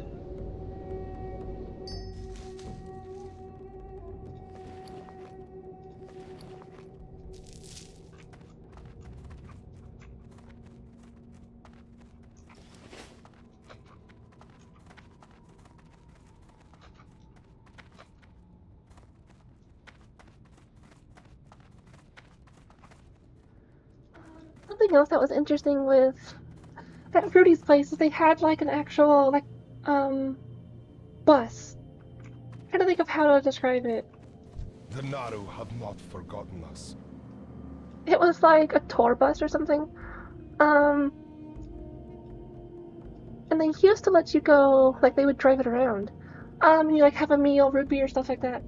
But then eventually they stopped maintaining it and it just got parked. Be kind to those less fortunate. I hope the vision you witnessed helped you gain some perspective on Sedai's death. The relic showed you a likely series of events leading up to the present. The truth may have been different, we'll never know for sure. Would you act differently knowing what you know now? Who can say whether our conflict with the orcs will continue? What's important is to remain open to the possibilities. What's next?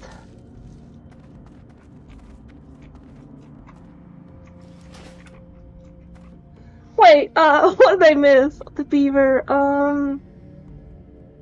well, I guess no, I wasn't gonna question it, cause, I feel like maybe I'm not in the know, but I'm putting together some context here. And then maybe I am in the know because of that. Also, resistance guy, yes. If it matters.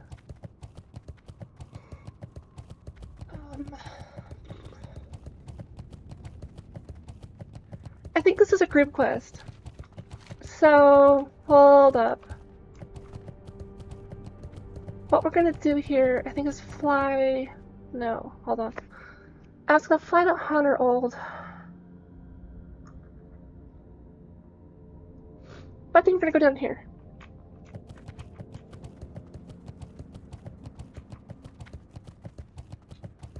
I was thinking of trying to get this guy.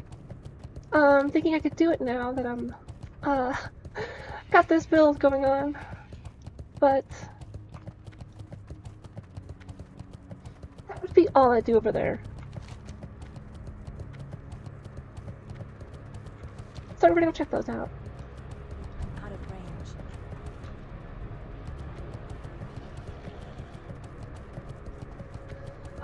I can Google it right now.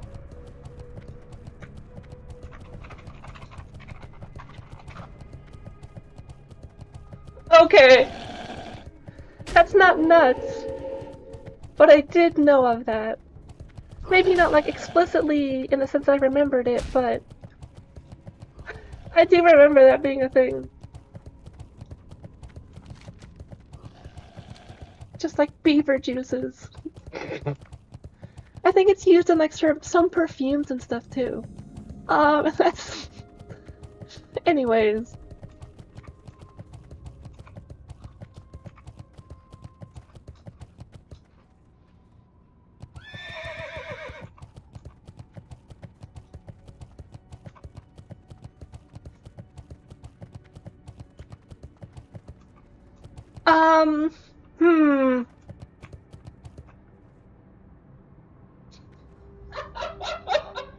Sorry, that was totally left field for me. I was just thinking and I made a funny connection in my head. The question is, would you rather suck some nuts or would you rather suck some ass? Cause I know there's the, like, insult or whatever for people say like suck my ass or whatever. So I guess that works here. Well, Mirren and I are two of Also, the in the very video best game. hunters on either side of the dark portal. Stick around, you might learn a thing or two. How'd you find us, adventurer? No matter, I imagine you were sent here to give us a hand. I found you because I Let's have get to two work eyes. The Ariko are smart creatures, smart as ain't no you ever met. They have this way with magic, and a violent temper, however.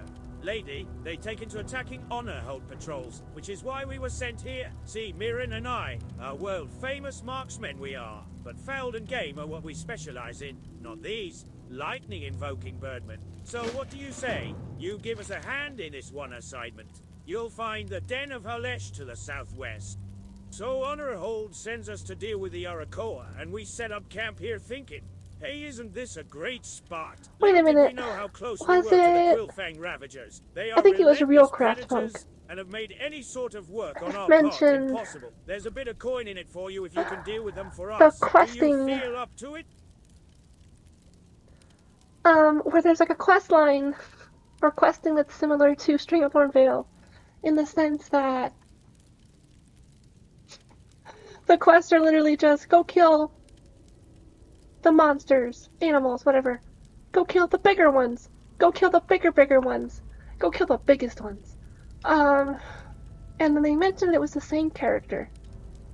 I don't know if it's this guy or if it was someone like in here. I think they mentioned it was in the Grand, but anyways. What can I do for you? So Honor, keep your feet on the ground. Great. I hope you're not here for our ale. We're not sharing, and that's fine. Okay, It's not I our see. fault. No one had the good sense Maybe to that's bring beer where to Outland but us. I first heard it from. So you want to gain our trust? I don't trust many people these days. We lost one of our own not long ago to the Arakoa. It's got me a bit on edge. Tell you what, if you can prove your loyalty to Honorhold, bring me a mug of Netherguard bitter. Yes, that sounds rather good about now. Damn, real craft punk. Speak of the devil. Keeps the bitter in stock. Go ahead and smash that like button if you believe I have summoning powers. But I was curious if this was the guy, if this was the dwarf that was handing out all the quests in Stranglethorn Vale for the hunting stuff, or if that was a different zone, like the Grand.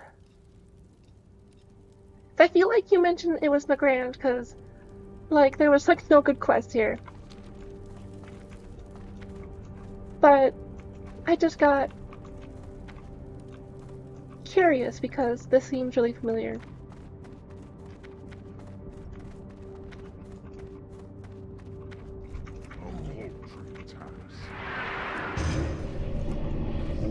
Gotcha, okay.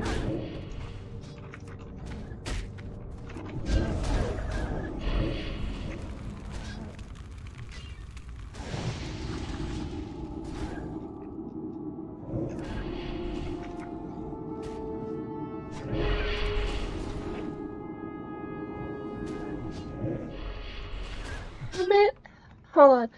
Hamet Nessingwary. Is that how you pronounce it?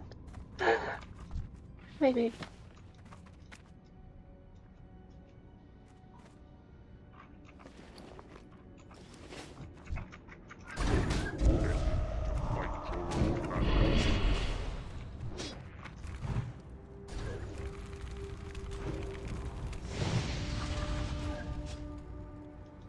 What the hell is this?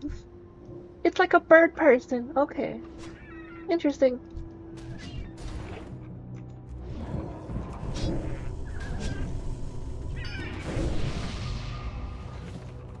This is gonna be pulling things way back. I don't know if anyone here will know the reference, but in Final Fantasy IX, there were a couple of bosses you had to deal with in the early game. And they were black waltz. And there were like 3 of them. And one of them looked a lot like that.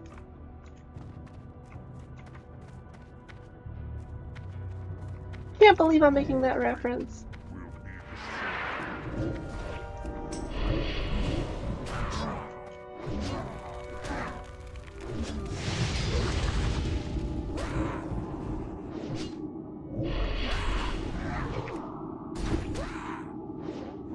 Yeah, there is one of those, in, I guess D&D, depending on the setting, I guess, but yeah, there's the bird people, and, like,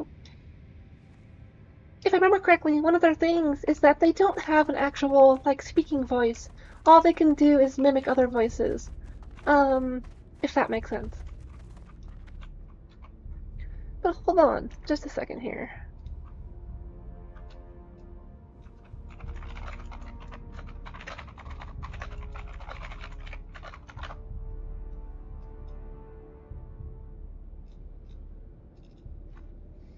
Check them out.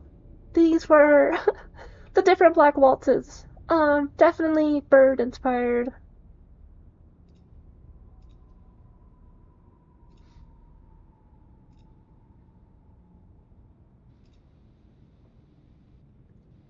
I think this was the first one.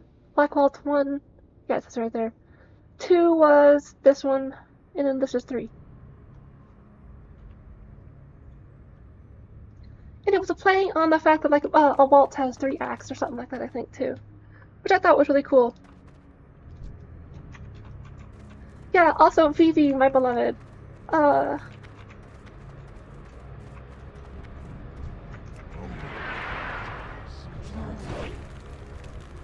Justice for Vivi. But real talk, Freya was my favorite character.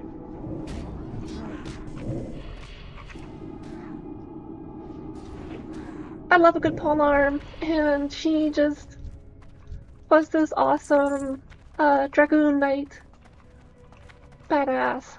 And she had a really tragic story. I guess I'm just really full of the tragic stories. So, her tragic characters. Or both. But anyways. Because like her whole thing was like her lover had amnesia. I can't remember explicitly how that happened. But I think it was like having to do with the queen that was taking over everything. And didn't even remember who she was. And she only realized that after spending like not months, years looking for him. It was very tragic because they actually meet and they're just like, oh, like my lover, my partner, and they're just like, who are you? And it's just so depressing. True, Kefka was that Amaranth? Or are you talking about Kuza?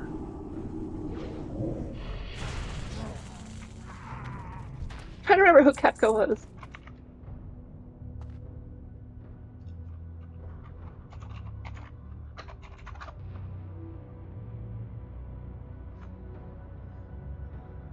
Oh, that was one of the jesters, is that right? No, wait, Kefka is Final Fantasy VI. Got it.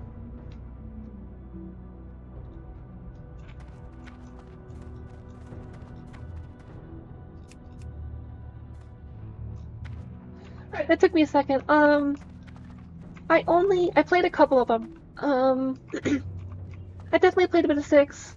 Played a bit of like all the classics, right? But I didn't beat any of them. The only one I beat was Final Fantasy IX. I played the crap out of that too. I owned like 3 copies of it. Because I think my first disc got ruined. And so like I couldn't get through to Bermercia. Because the game would just crash on a load every time without fail. So I was like hard locked without buying a new disc.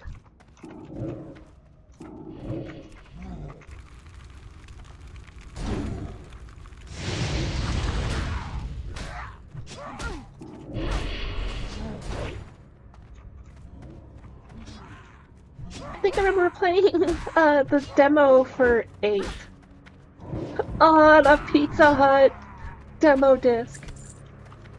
I still have my Pizza Hut demo discs. I just have to go pull them out of my box in storage. There were like 3 of them. I think I only had 2 of them.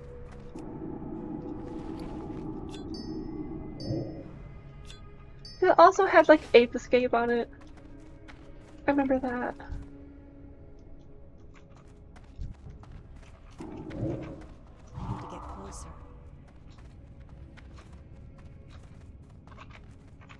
It's too far away.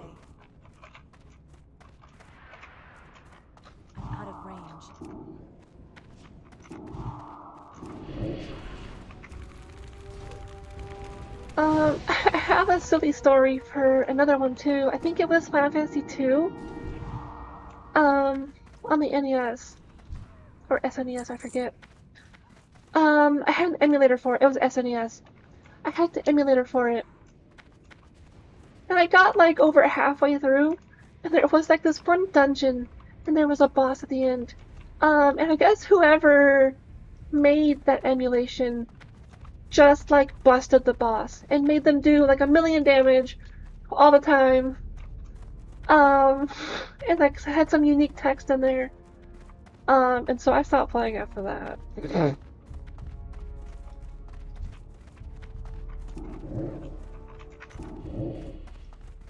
Right, that was a different era. I definitely am nostalgic for it. I don't know if I miss it, but I am nostalgic for it.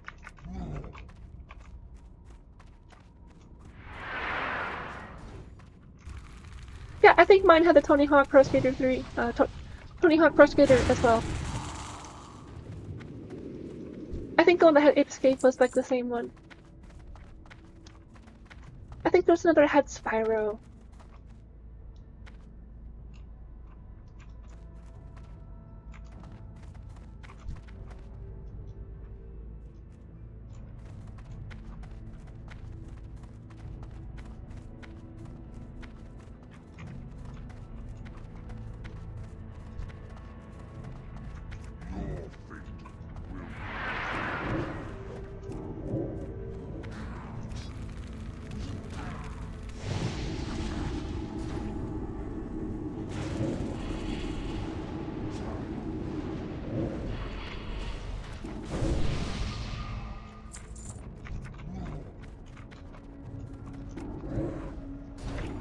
Oh man, talking about PlayStation 1 games though, I'm remembering, what was it, like Jet Moto 2. Like that was so good.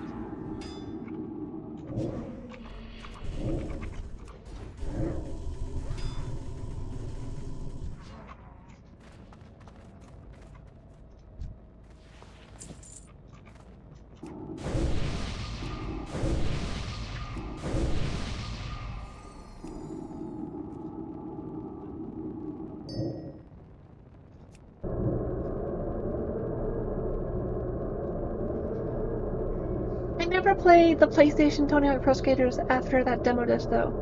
I think the first Tony Hawk Pro Skater I played was 3, on the GameCube.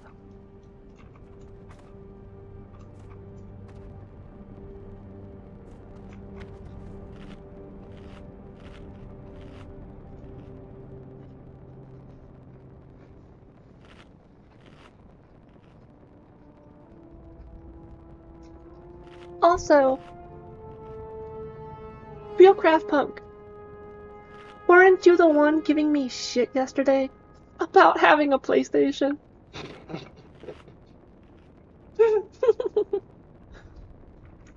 But yeah, the PlayStation 1, it was such an era, that's for sure. I think it was not the PlayStation 1, but PlayStation 2, had the most games released for it. For like any console. I guess once you get to the recent consoles, it gets a little muddy because you have like ports, remasters, but like for games directly designed for the console anyways.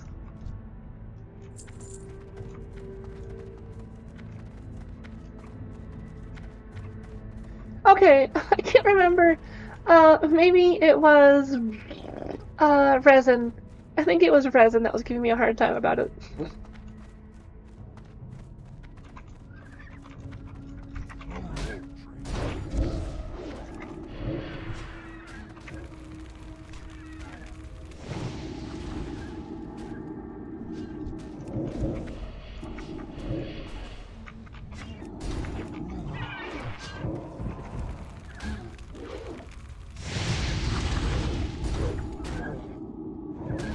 But like on the mention of the magazines, I didn't have like a PlayStation magazine, but I remember whenever I was old enough to like have a decent job and actually like buy my own stuff.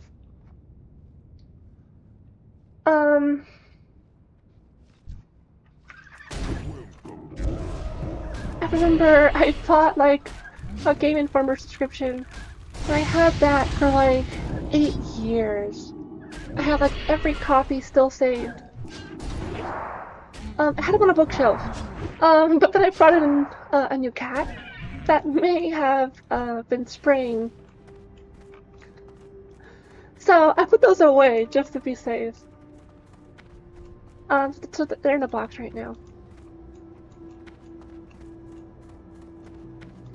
Yeah, for software or hardware, I still have a Sega Genesis. I have an SNES. I have an N64 with an expansion pack. I have a GameCube. And then I have a PS3 Slim. I actually had the original FAT of $5.99 US, but I ended up trading that in because it was dying. And low-key, it was not worth trading in, but I kinda snuck it through, and it was no longer my problem.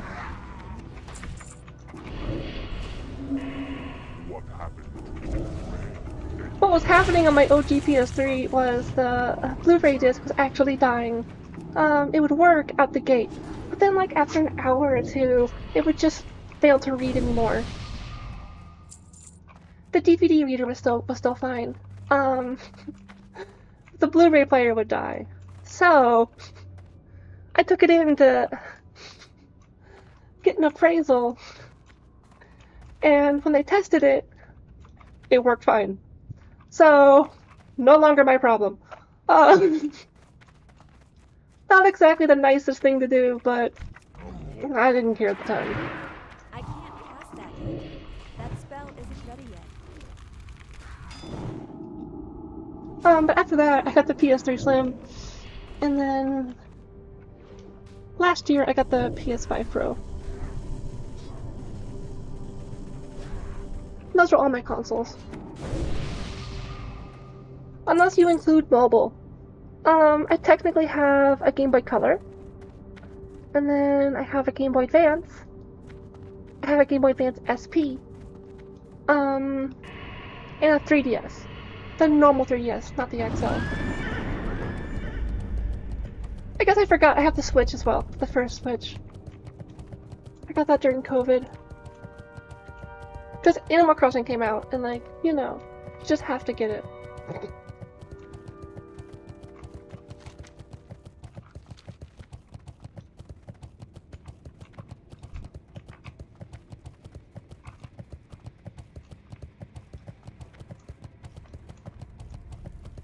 No! Great job, adventurer. I hereby proclaim you an honorary Longbeard. Stay around and have a drink with us, won't you? Yeah, I don't know, it's... Especially with the PS6 looming, like in a year or two.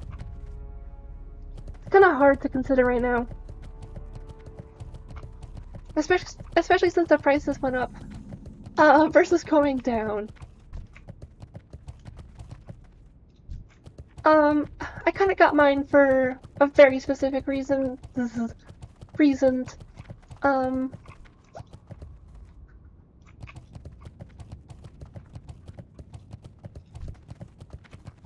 So it kinda made sense for me. But I would never say it's like as strong as a computer, right? In theory. For the most part, you can get better price points on computer, but it gets a little sticky with availability and stuff like that.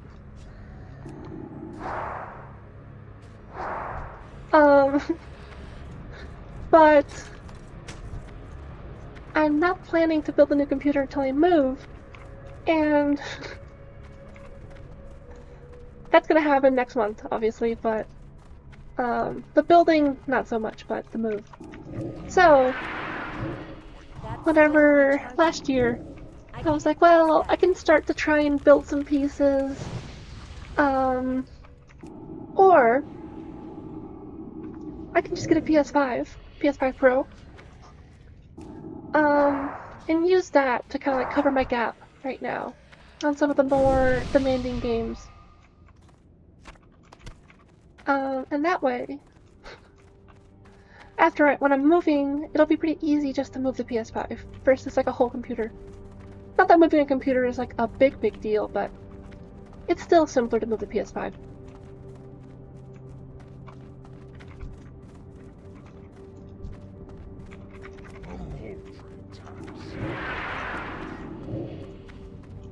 And then there's also some PlayStation exclusives I've really wanted.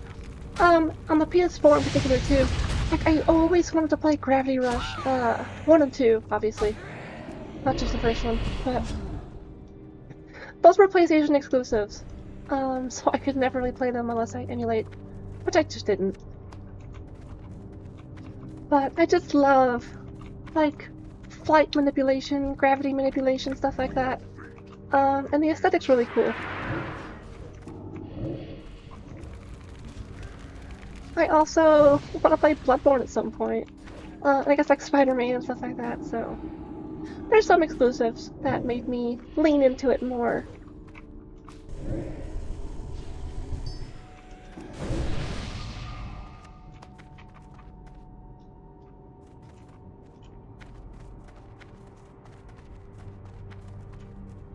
But hey birds, those two are still really good ones. I think DS was actually like the longest mobile life cycle. I did just say that like the PlayStation 2 had the most games, but I think the DS had the longest life cycle. If not the DS, I guess the GBA, but anyways, I digress.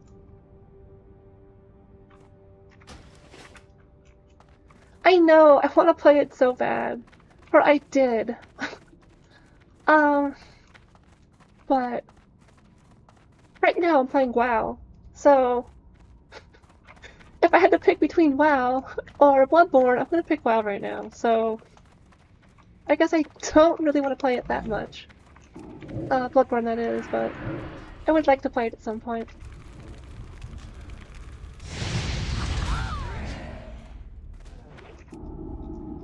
Otherwise, I've been playing, like, racing games on my PS5.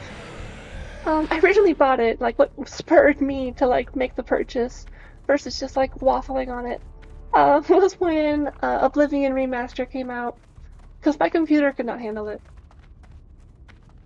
I mean, it could, but I'd get, like, 15 FPS.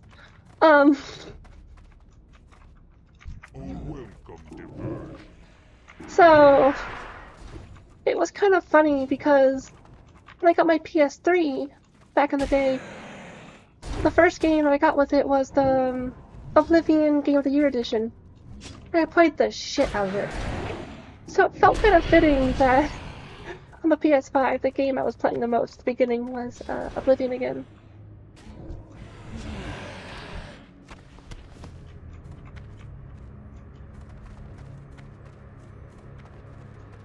But other than that, I also played No Man's Sky. So I can play it on my computer, but I can get better graphics on my PS5. Apparently, too, because No Man's Sky was, like, built originally on, like, the Sony architecture, it's better optimized on the PS5.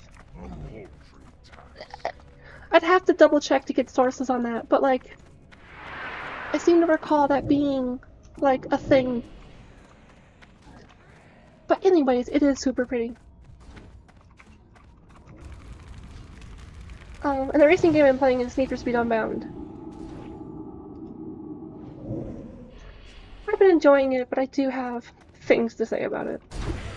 But I have been enjoying it.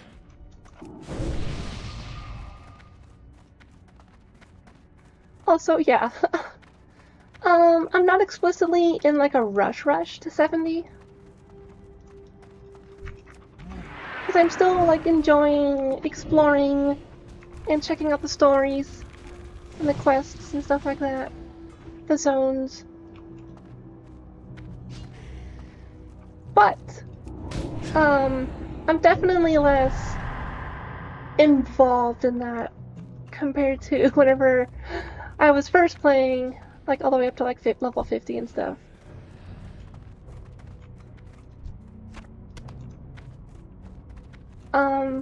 But also, once I do hit 70 here, I'll obviously still be playing it. But my new characters, like my Draenei Shaman and my Blood Elf Hunter, I will definitely be playing those more quickly.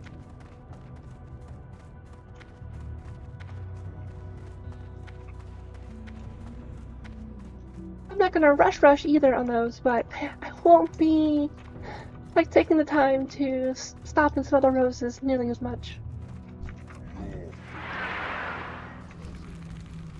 Not because I don't want to. But I don't have a million hours a day, so I gotta start pick up the pace.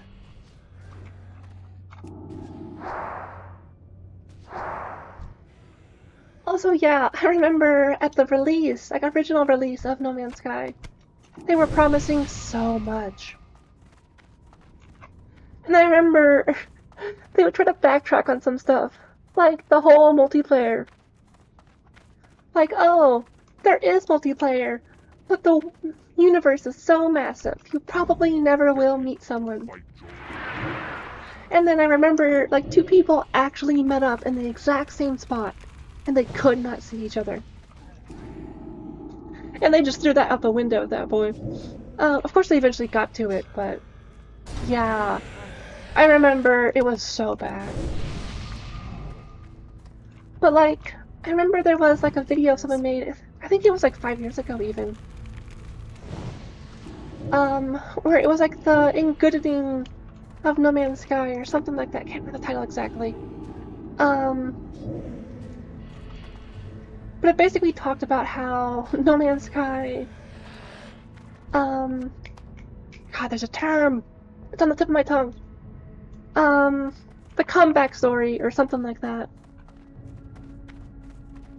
Because they really did come back and deliver, even if not like explicitly one-to-one, they did deliver on a lot of features. And then they just keep going too, because I think they just released a Pokemon thing this last week or 2, where the creatures actually like have more stats and things to them versus just being little companions you can get. And there's like arenas you can have them battle in, Pokemon style. And that's just wild because also that's all free. Like, you consider, like, other companies would pay, like, make you pay for that as, like, a DLC or something. So, like, it's just so amazing that they just keep pumping out that free content.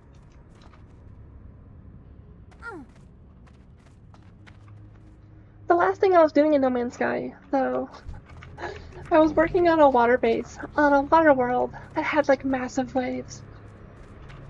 It was like the Interstellar movie. Where it's like, look at those mountains out in the distance. And they're like, those aren't mountains. And it's just really cool to be in like my base when the storms are coming through and the waves are just towering over. It's super cool. It's very much a vibe.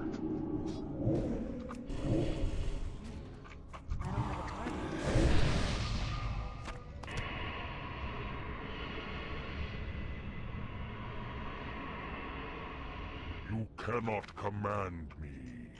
Also, I'm sorry, Ixie. It's probably killing you, but I forgot to repair.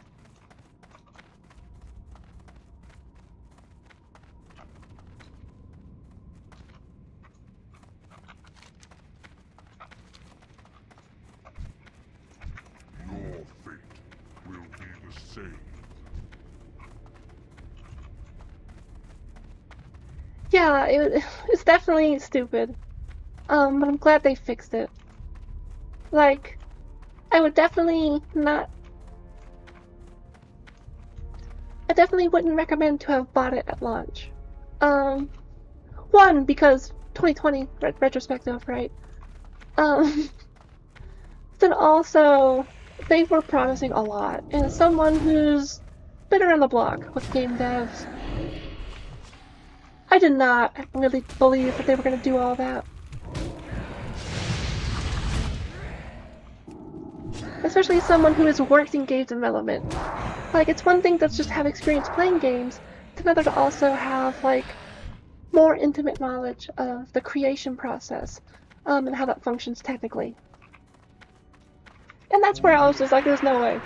And I definitely was just like, psh, whatever. And so I wasn't upset whenever it just bombed. But in the current state, I would definitely recommend it if you're into that kind of game. It is definitely pretty shallow. I think the term is like, it's just like a couple feet deep, but like miles wide.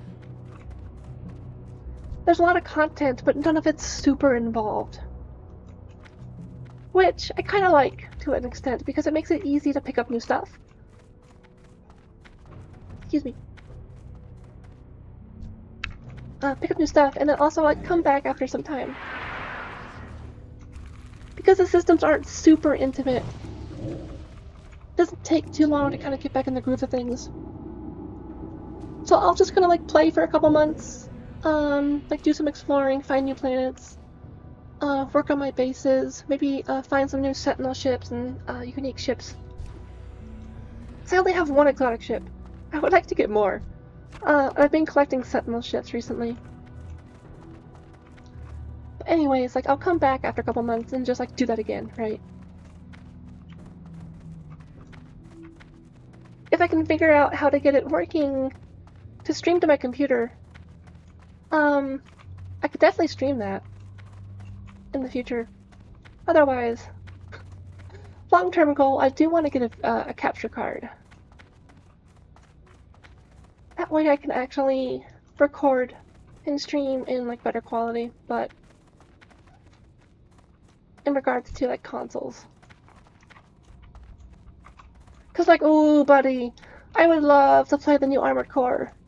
I haven't played Armored Core in like over like a decade or two. But oh my god, it's so good. I guess it depends if the new one's good, but I heard it was good.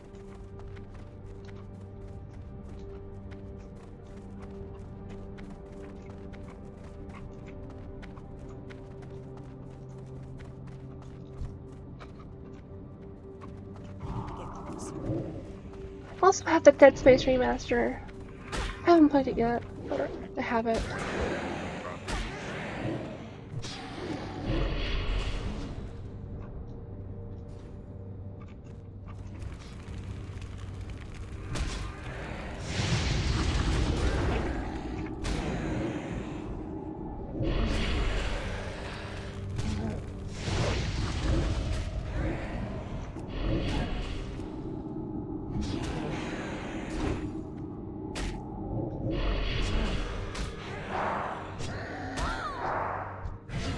I did actually, on the topic of No Man's Sky, I did intend to make some videos for that. I did have one I did make.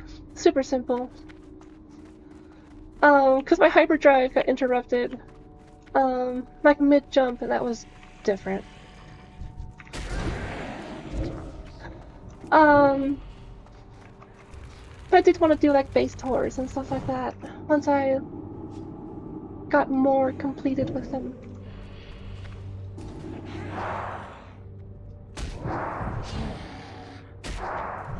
That's still recharging.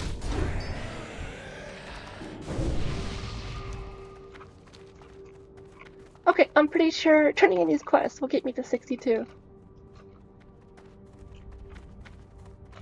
Also, Realcraft Punk, just to your point though,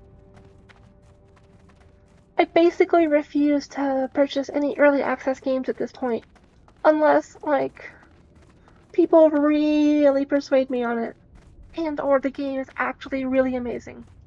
Like, really amazing.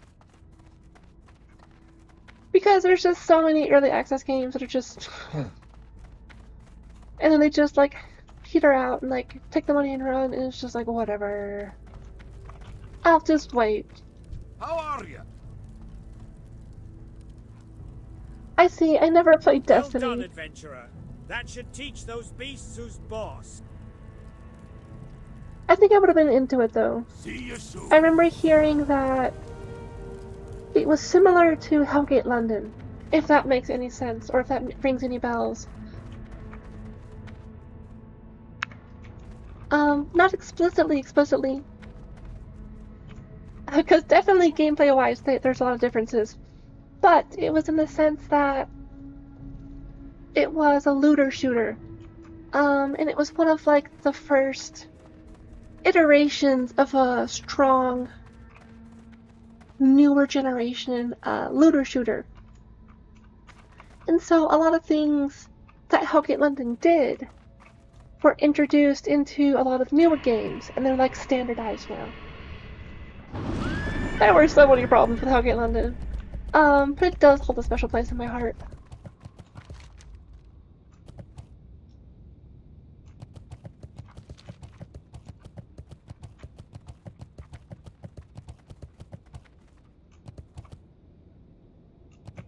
Yeah, I remember seeing, as like the time went on for Destiny, the game, not the content creators, it did seem to fall more into like a DLC life cycle, and I was just like, okay, I guess I'm really not playing now.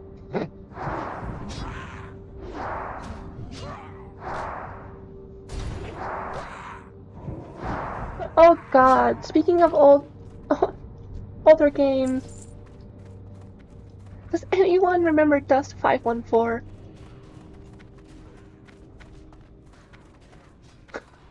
That's such a unique callback right there.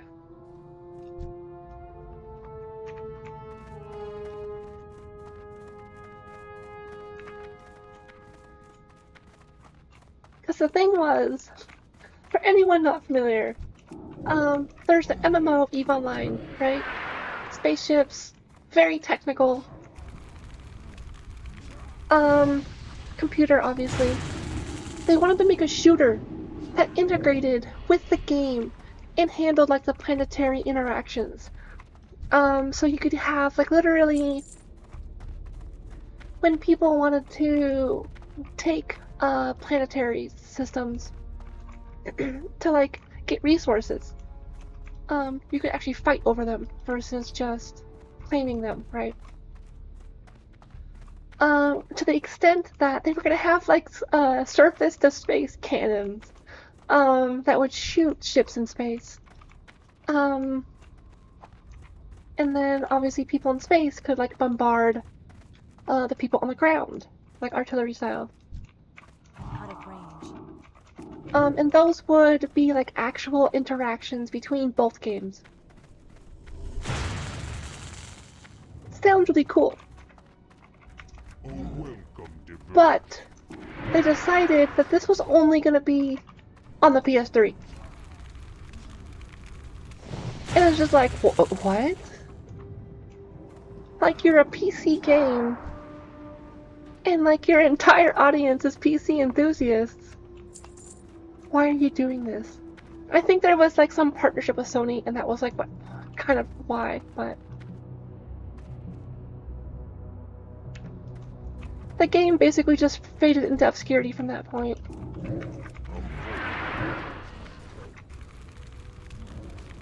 It never really like took off. But like they basically set themselves up for failure, which was annoying as someone who loved EVE Online. And someone who was really thrilled with the idea of like being able to go like on the ground, do an FPS in this setting.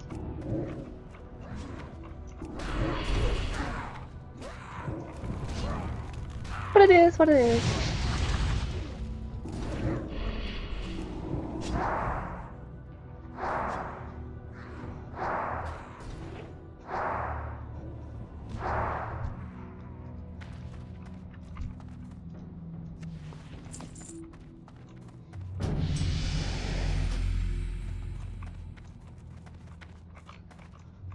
Ah, Casa Bonita! I still refuse to join any guild that just randomly invites you like that. But I do like the name.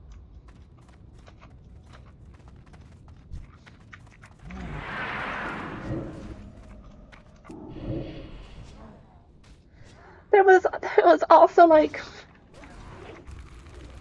one thing to say, that was like CCP's, for lack of a better term, fuck-up era. They had so many projects they were working on, and they all bombed in like one way or the other. The first thing was they were doing walking in stations. They wanted to actually have people get out of their pods and walk around in inside stations. With the idea being that you could actually interact, do games, and then, like, to a point, first-person shooter, right? That's kind of where that kind of led in. And so the idea was that, like, you could try to have people, like, assassinate other capsuleers and stuff like that within a station instead of just being safe in a station. And yeah, and they actually had like a lot of mock-ups for that, and like some like minor alpha stuff. They eventually got it into the game in like a super limited state. It was literally just the captain's quarters, where your ship was docked, and then you could get out of it, and then go to like a little couch room with like a TV and some other stuff, like a wardrobe, and that was it. Amusingly, you could have your own video content on the TV if you set it up right. So I remember people were like getting out of their ships, and then watching Shrek in the captain's quarters. It was so based.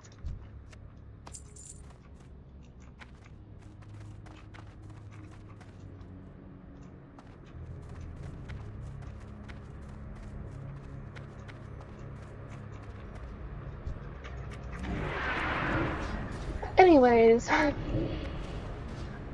the first person part kind of went into Dust 514, which failed. And at the same time, they were working on a World of Darkness MMO, and that looked really cool. But then that just kind of like petered off, and they gave up on that for various reasons. But yeah, thanks, Graphic. I kind of just ignored it, but I did level up. So I'm just kind of excited to nerd out, I guess.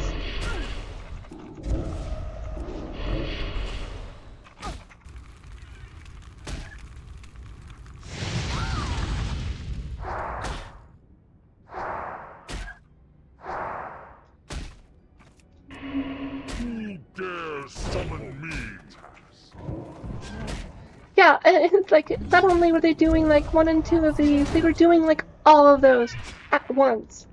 I guess it really put a strain on the company, because they were having a really bad time at that point.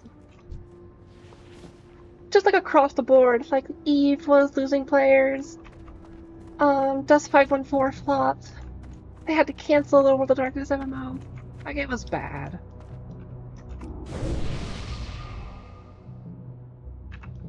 I guess they obviously climbed out of it a bit, because they're still around. But it's not the same game. And they're definitely pushing heavily on the microtransactions now, which is annoying. I am fortunate in that I played the game way too much when I was younger, so my account can like fly like basically every normal sub-capital ship. And then I'll like over half of the like specialized sub-capital ships. So it was fun just to like swap into different ships for different missions and stuff like that. That only goes so far. Cause it's not really interactive either. It's a lot of just make sure your fit is set up properly, get the right ammo type, and then just don't die. Like, make sure you manage your capacitor. That's about it. I guess like aggro and stuff like that.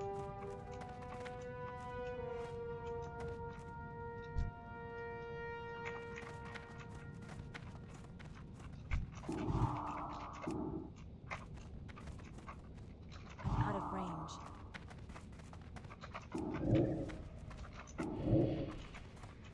Okay, this is interesting. I guess they can't get here because this is... Oh...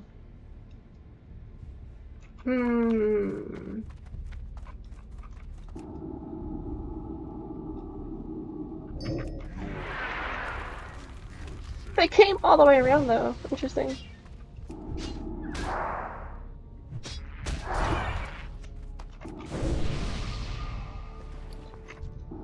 Before I fall and die though, let's put this back on.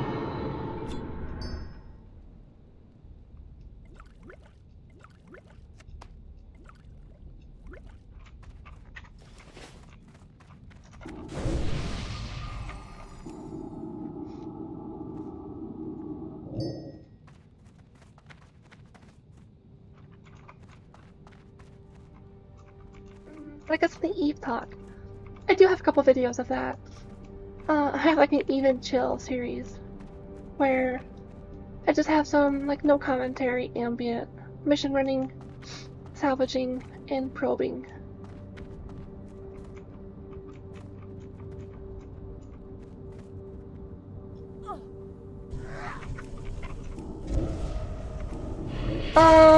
This may be bad because my pet's totally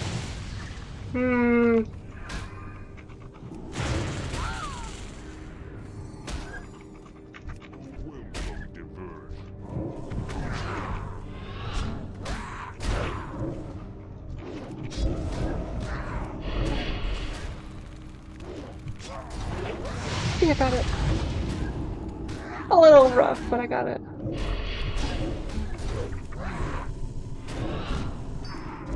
That spell isn't ready yet.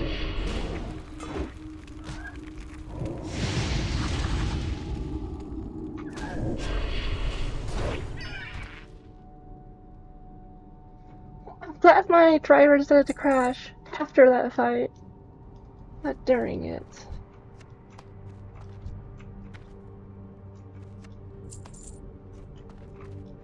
Well, there's a couple of things that happened.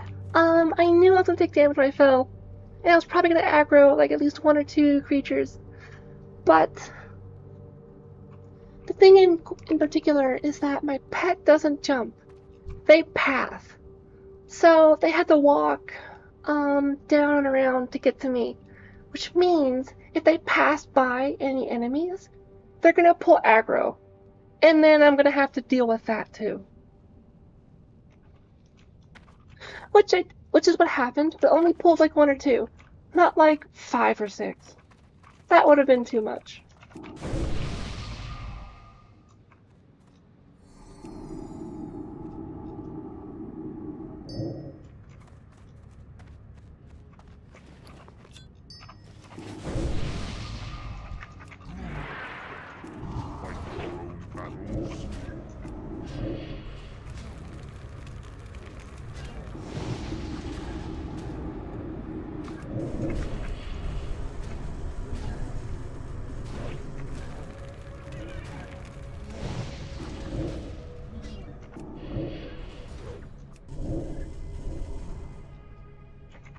Okay, I didn't expect the bird to wing attack me.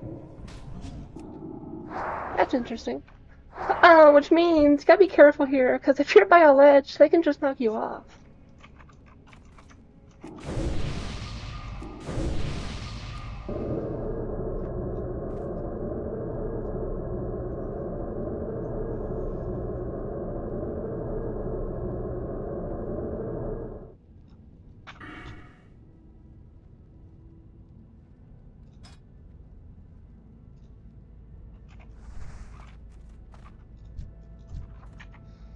Okay,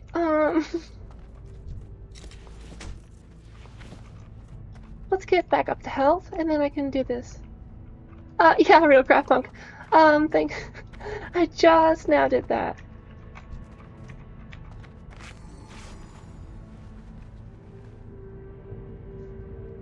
I was half waiting, half forgetting. But I got it in. I guess that's what she said, but... Ha.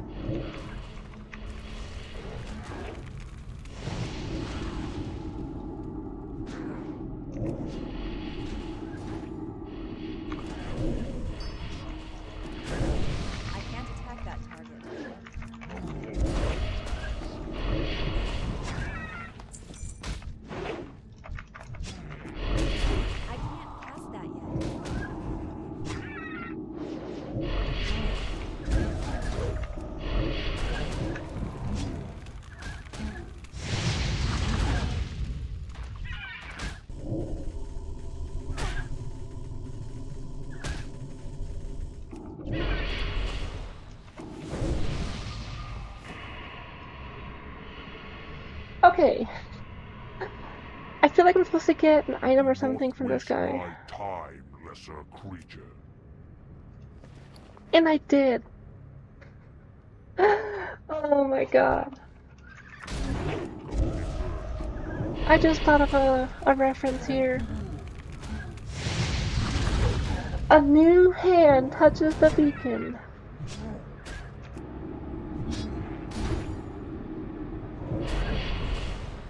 I'm sure a lot of people know that one. I sense you're not of the Arakoa, so I will attempt to barter for my freedom. My name is Eranas. I once ruled over the Eastern Winds. The Halashi Mage of Rule trapped me inside this orb. Find the altar. The Arakoa used to enslave me. It is hidden to the southeast of the Arakoa's den. Approach it with the orb and give it to me once I'm free. In exchange for my liberty, I'll reward you with powerful treasure.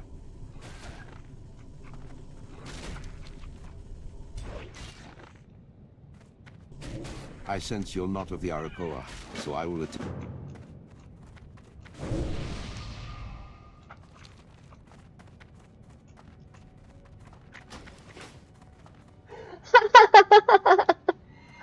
I mean, they're definitely a vibe, that's for sure. And the quest line's fun, in my opinion.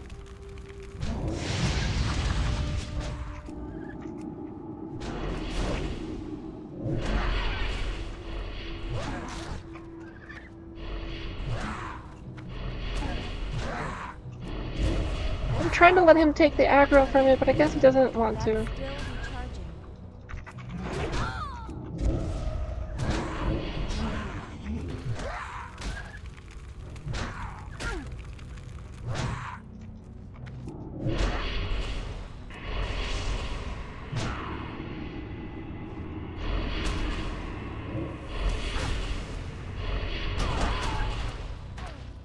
Okay.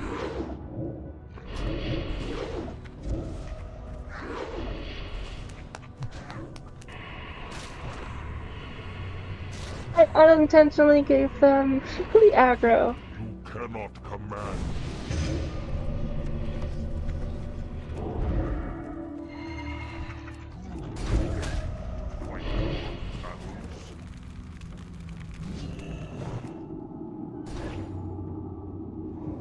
But like quest-wise, it was cool having the whole. I remember, like at the end, I think you're just like flying above the map, and that's definitely an experience. Not even flying, just floating.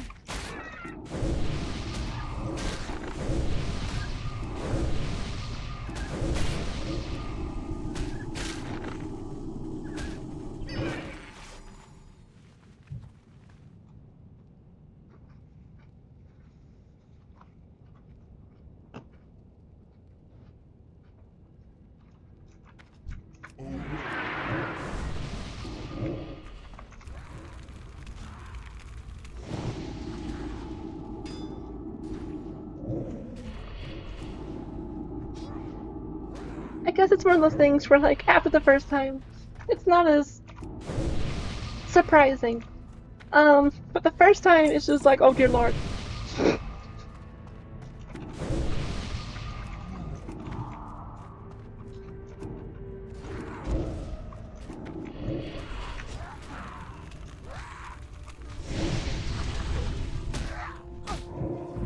Also, how is Red Dead Redemption 2? I've heard it's absolutely amazing, but I've never played it. I think I own it. I've just never played it.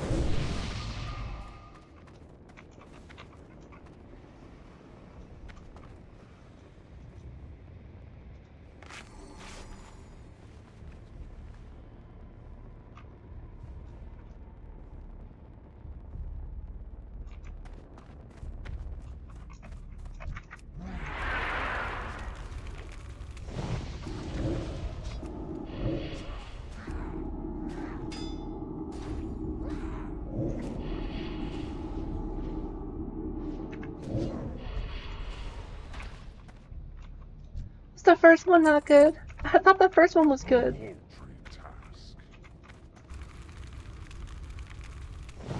Unless there was another one after the first one, but before number 2.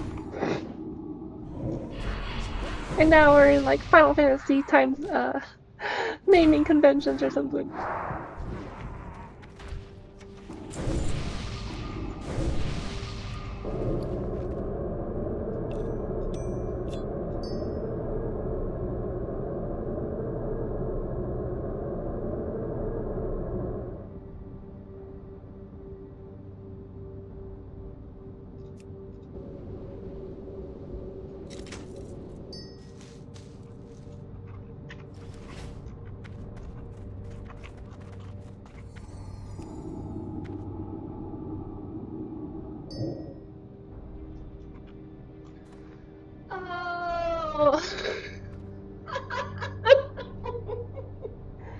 Okay, birds.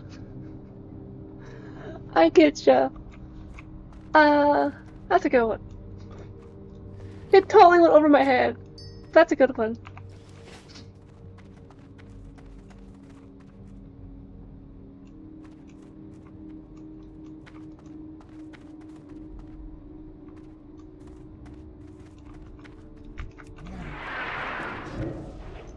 Interesting. It's a weird question. I guess maybe not weird, but some people don't care, I guess, but are you playing a specific protagonist? Or do you have a character creator in the second one?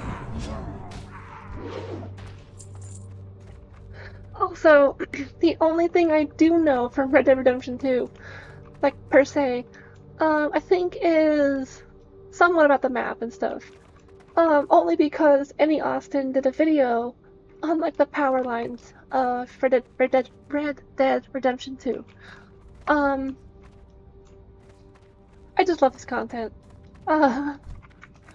So, and I watched that one.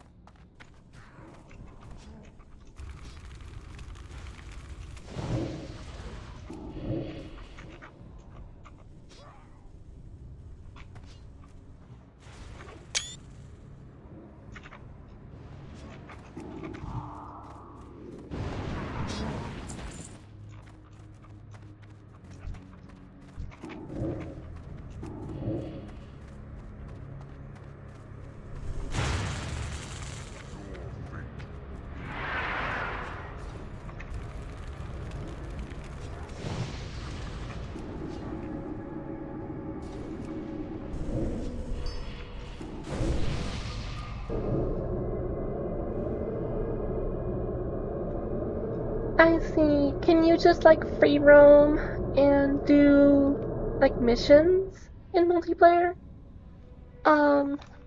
Or is it literally just like just literal role playing at that point?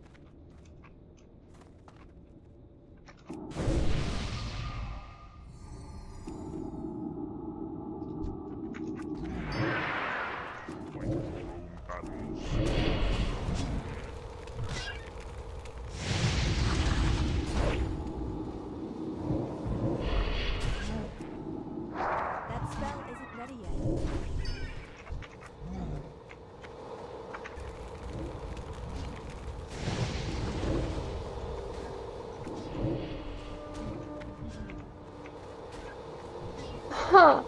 These eggs are making a noise.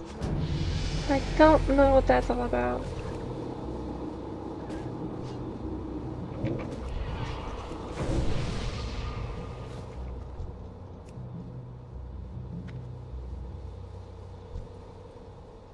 At first I thought it was the orb. Because that would make sense. It's a magical orb, maybe it's making some magical noises. But it's totally coming from these eggs.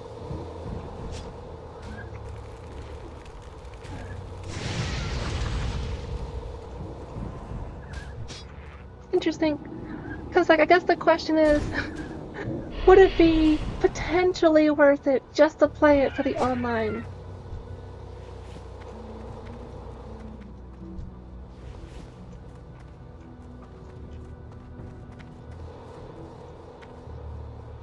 Oh, this one's making a noise too. Okay, and if I look a bit harder, there's like a swirl thing going on here. Check it.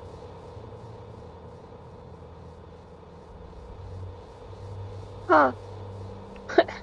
Hypnotizing eggs or something. The reason why I was gonna say is like I can play games with main characters, but I do enjoy having character options at the least, or like a female character lead. Obviously, it's not required. And you know, different games will have different games, different stories, and those are fine.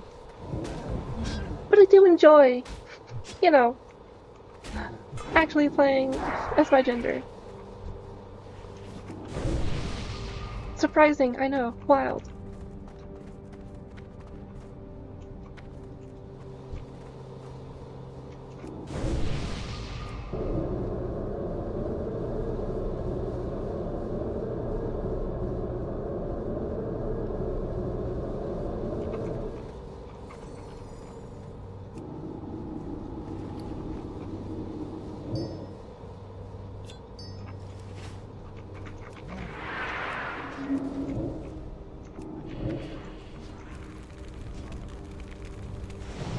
Also, random thought question.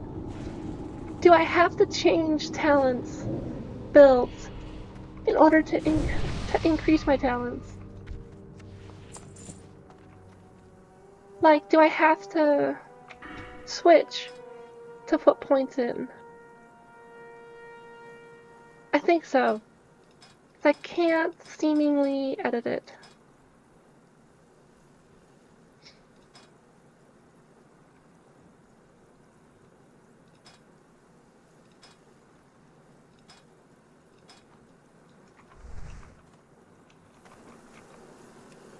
Also, the vibe in here is amazing.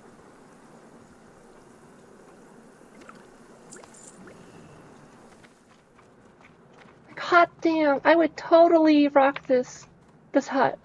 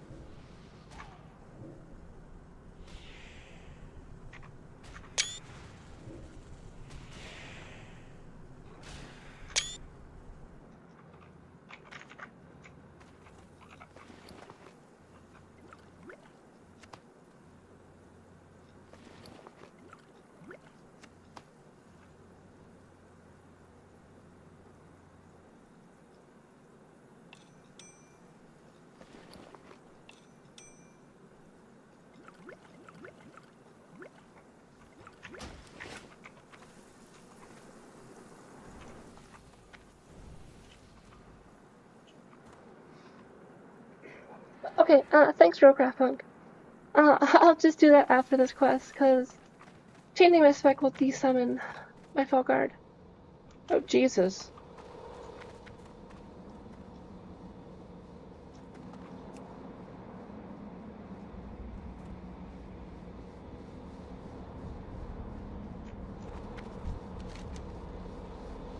The freedom I've yearned for is finally mine. Sounds like a genie. With this orb, I regain my liberty. Take your reward, mortal, so that our debt may be settled. Interesting. Okay,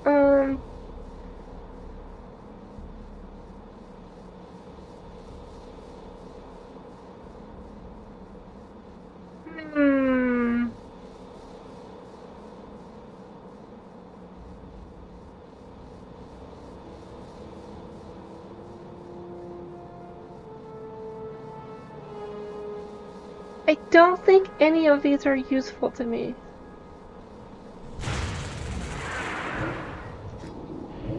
I can't cast that. The cloak technically has like some better stats, but it has less magic damage. The ring isn't better than any of my other rings, and this is useless. I'll get the cloak though, just to see how it looks. That's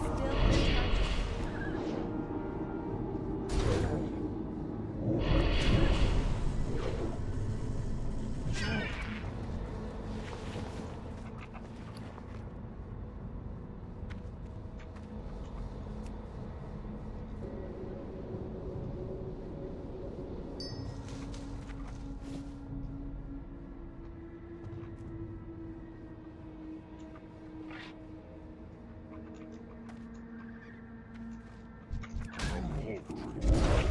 I'm trying to look at this item. Bitch. Yeah, that's why I think that the cloak looks like it would be the best option. It's still not better than my current one. At least from the things I care about, I think.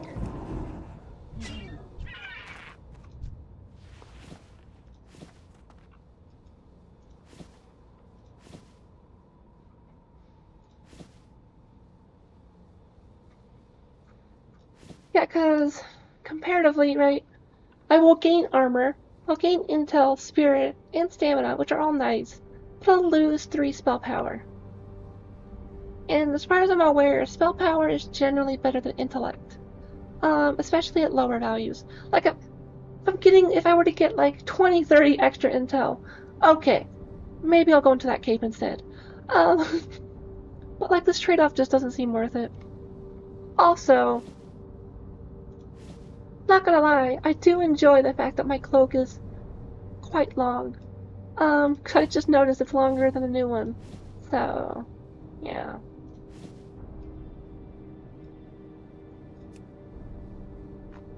Off to the enchanting mats it goes.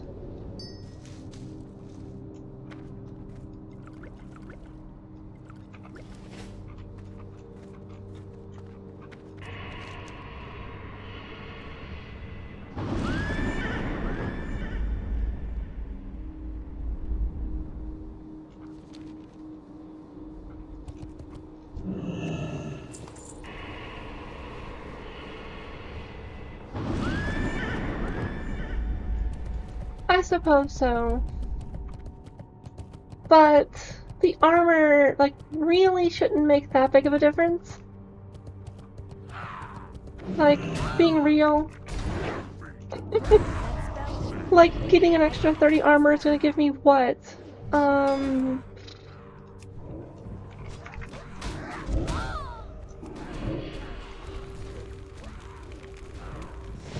Like, it would give me what? Maybe like 0.5%? Maybe? I don't have a target. I don't have a target. That's still recharging. I can't pass that yet.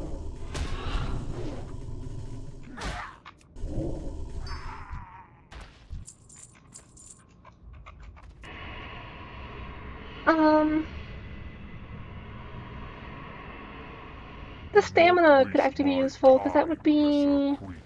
Well, I don't know what it was now. But I think it was 8. That'd be like an extra 100, 110 health. Because of Demonic Embrace. But, like... that amount of health really isn't gonna make a difference outside of, like, a really weird, unique scenario. So, like, long story short, like, is one better than the other? It's hard to tell. So, I can just keep the cloak I have. Especially because I like how it looks better.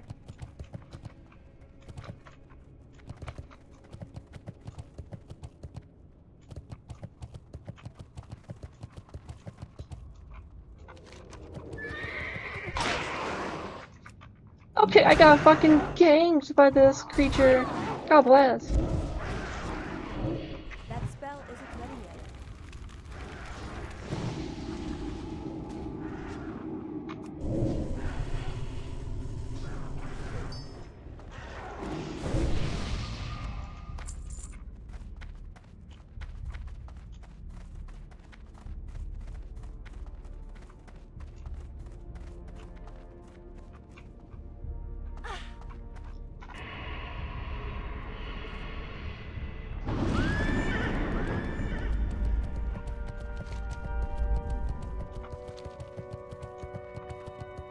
I almost forgot Hellfire was red for a moment. Because I was in that corner for a while. And everything was so blue.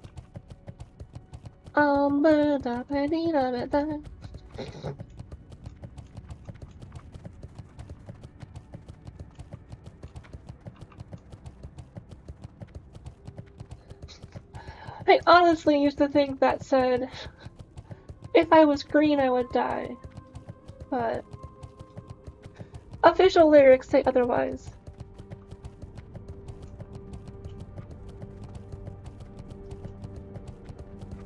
Yeah, but the more damage my dots do, the faster they die.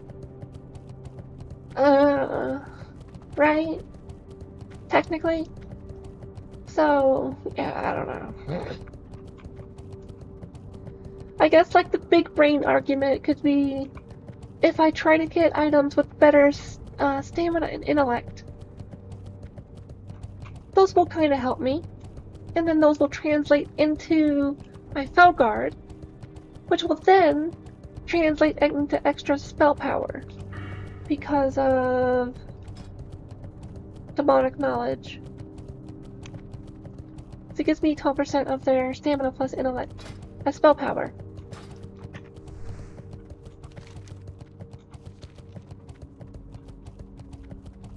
But that's like, the numbers are small. It's not that big of a deal. But it is a technical min-max.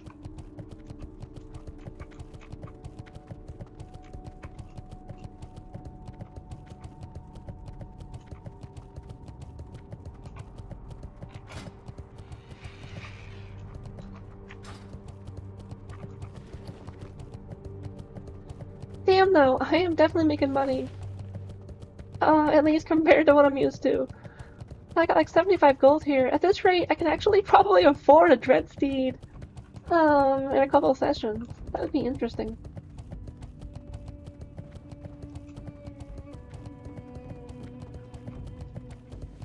Please sit and make yourself comfortable.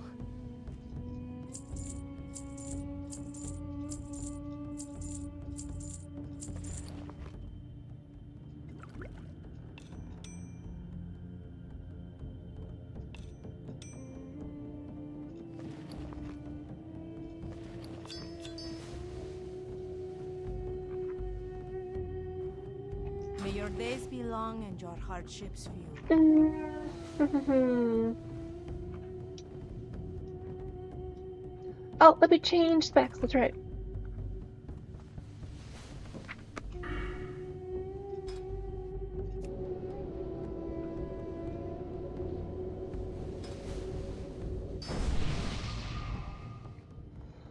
Oh, God bless. I forgot what's next though. Because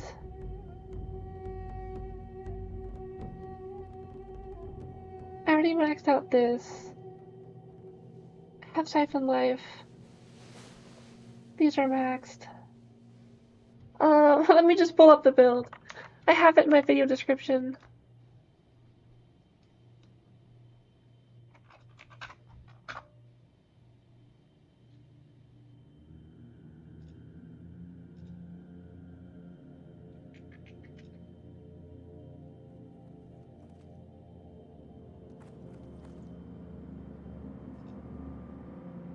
Let's see,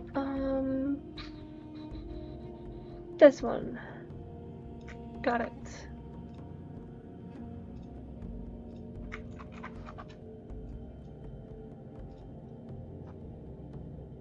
Okay, this is where we're going. I guess I get Shadow Embrace. Because I'll get 4 points in Shadow Embrace, and then I get 5 points in Shadow Mastery, and then that's it. I'll be level 70.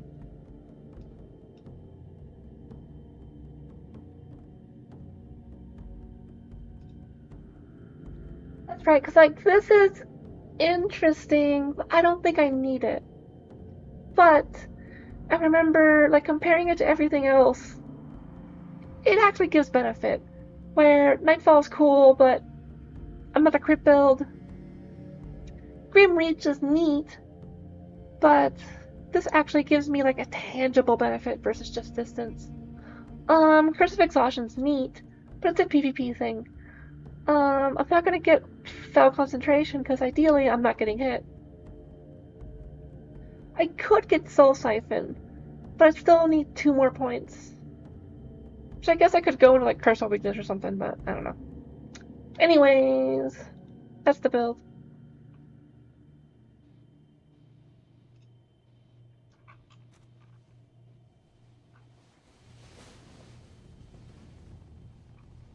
That is true. What's the whole using my health as my mana pool, because I do love to rip off my skin and turn it into mana. But in theory, I'm pretty good at keeping the aggro off of me and juggling threat with the Felguard now. So, I don't know. We can min-max this all we want, but at the end of the day, it doesn't make a massive difference at this point. Maybe at like level 70 it'll be a bit more important, but yeah.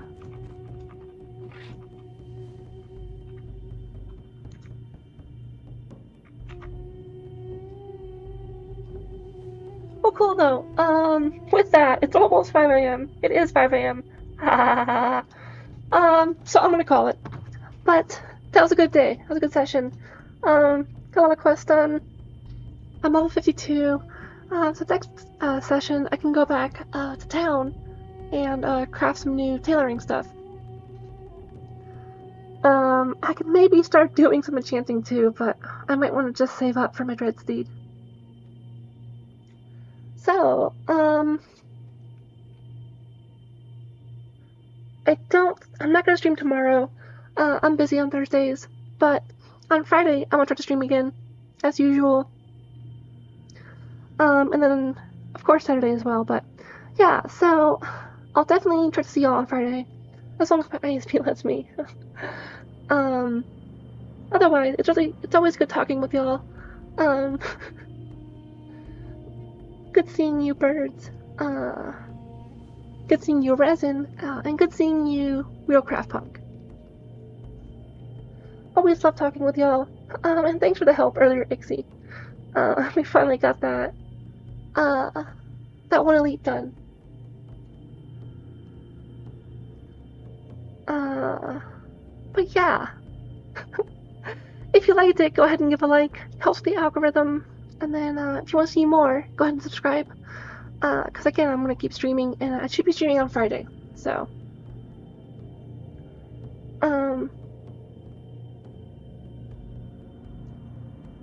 it is 5 a.m. So yeah, if it's daytime, have a good day. If it's nighttime, have a good evening. And I will see y'all next time. Bye!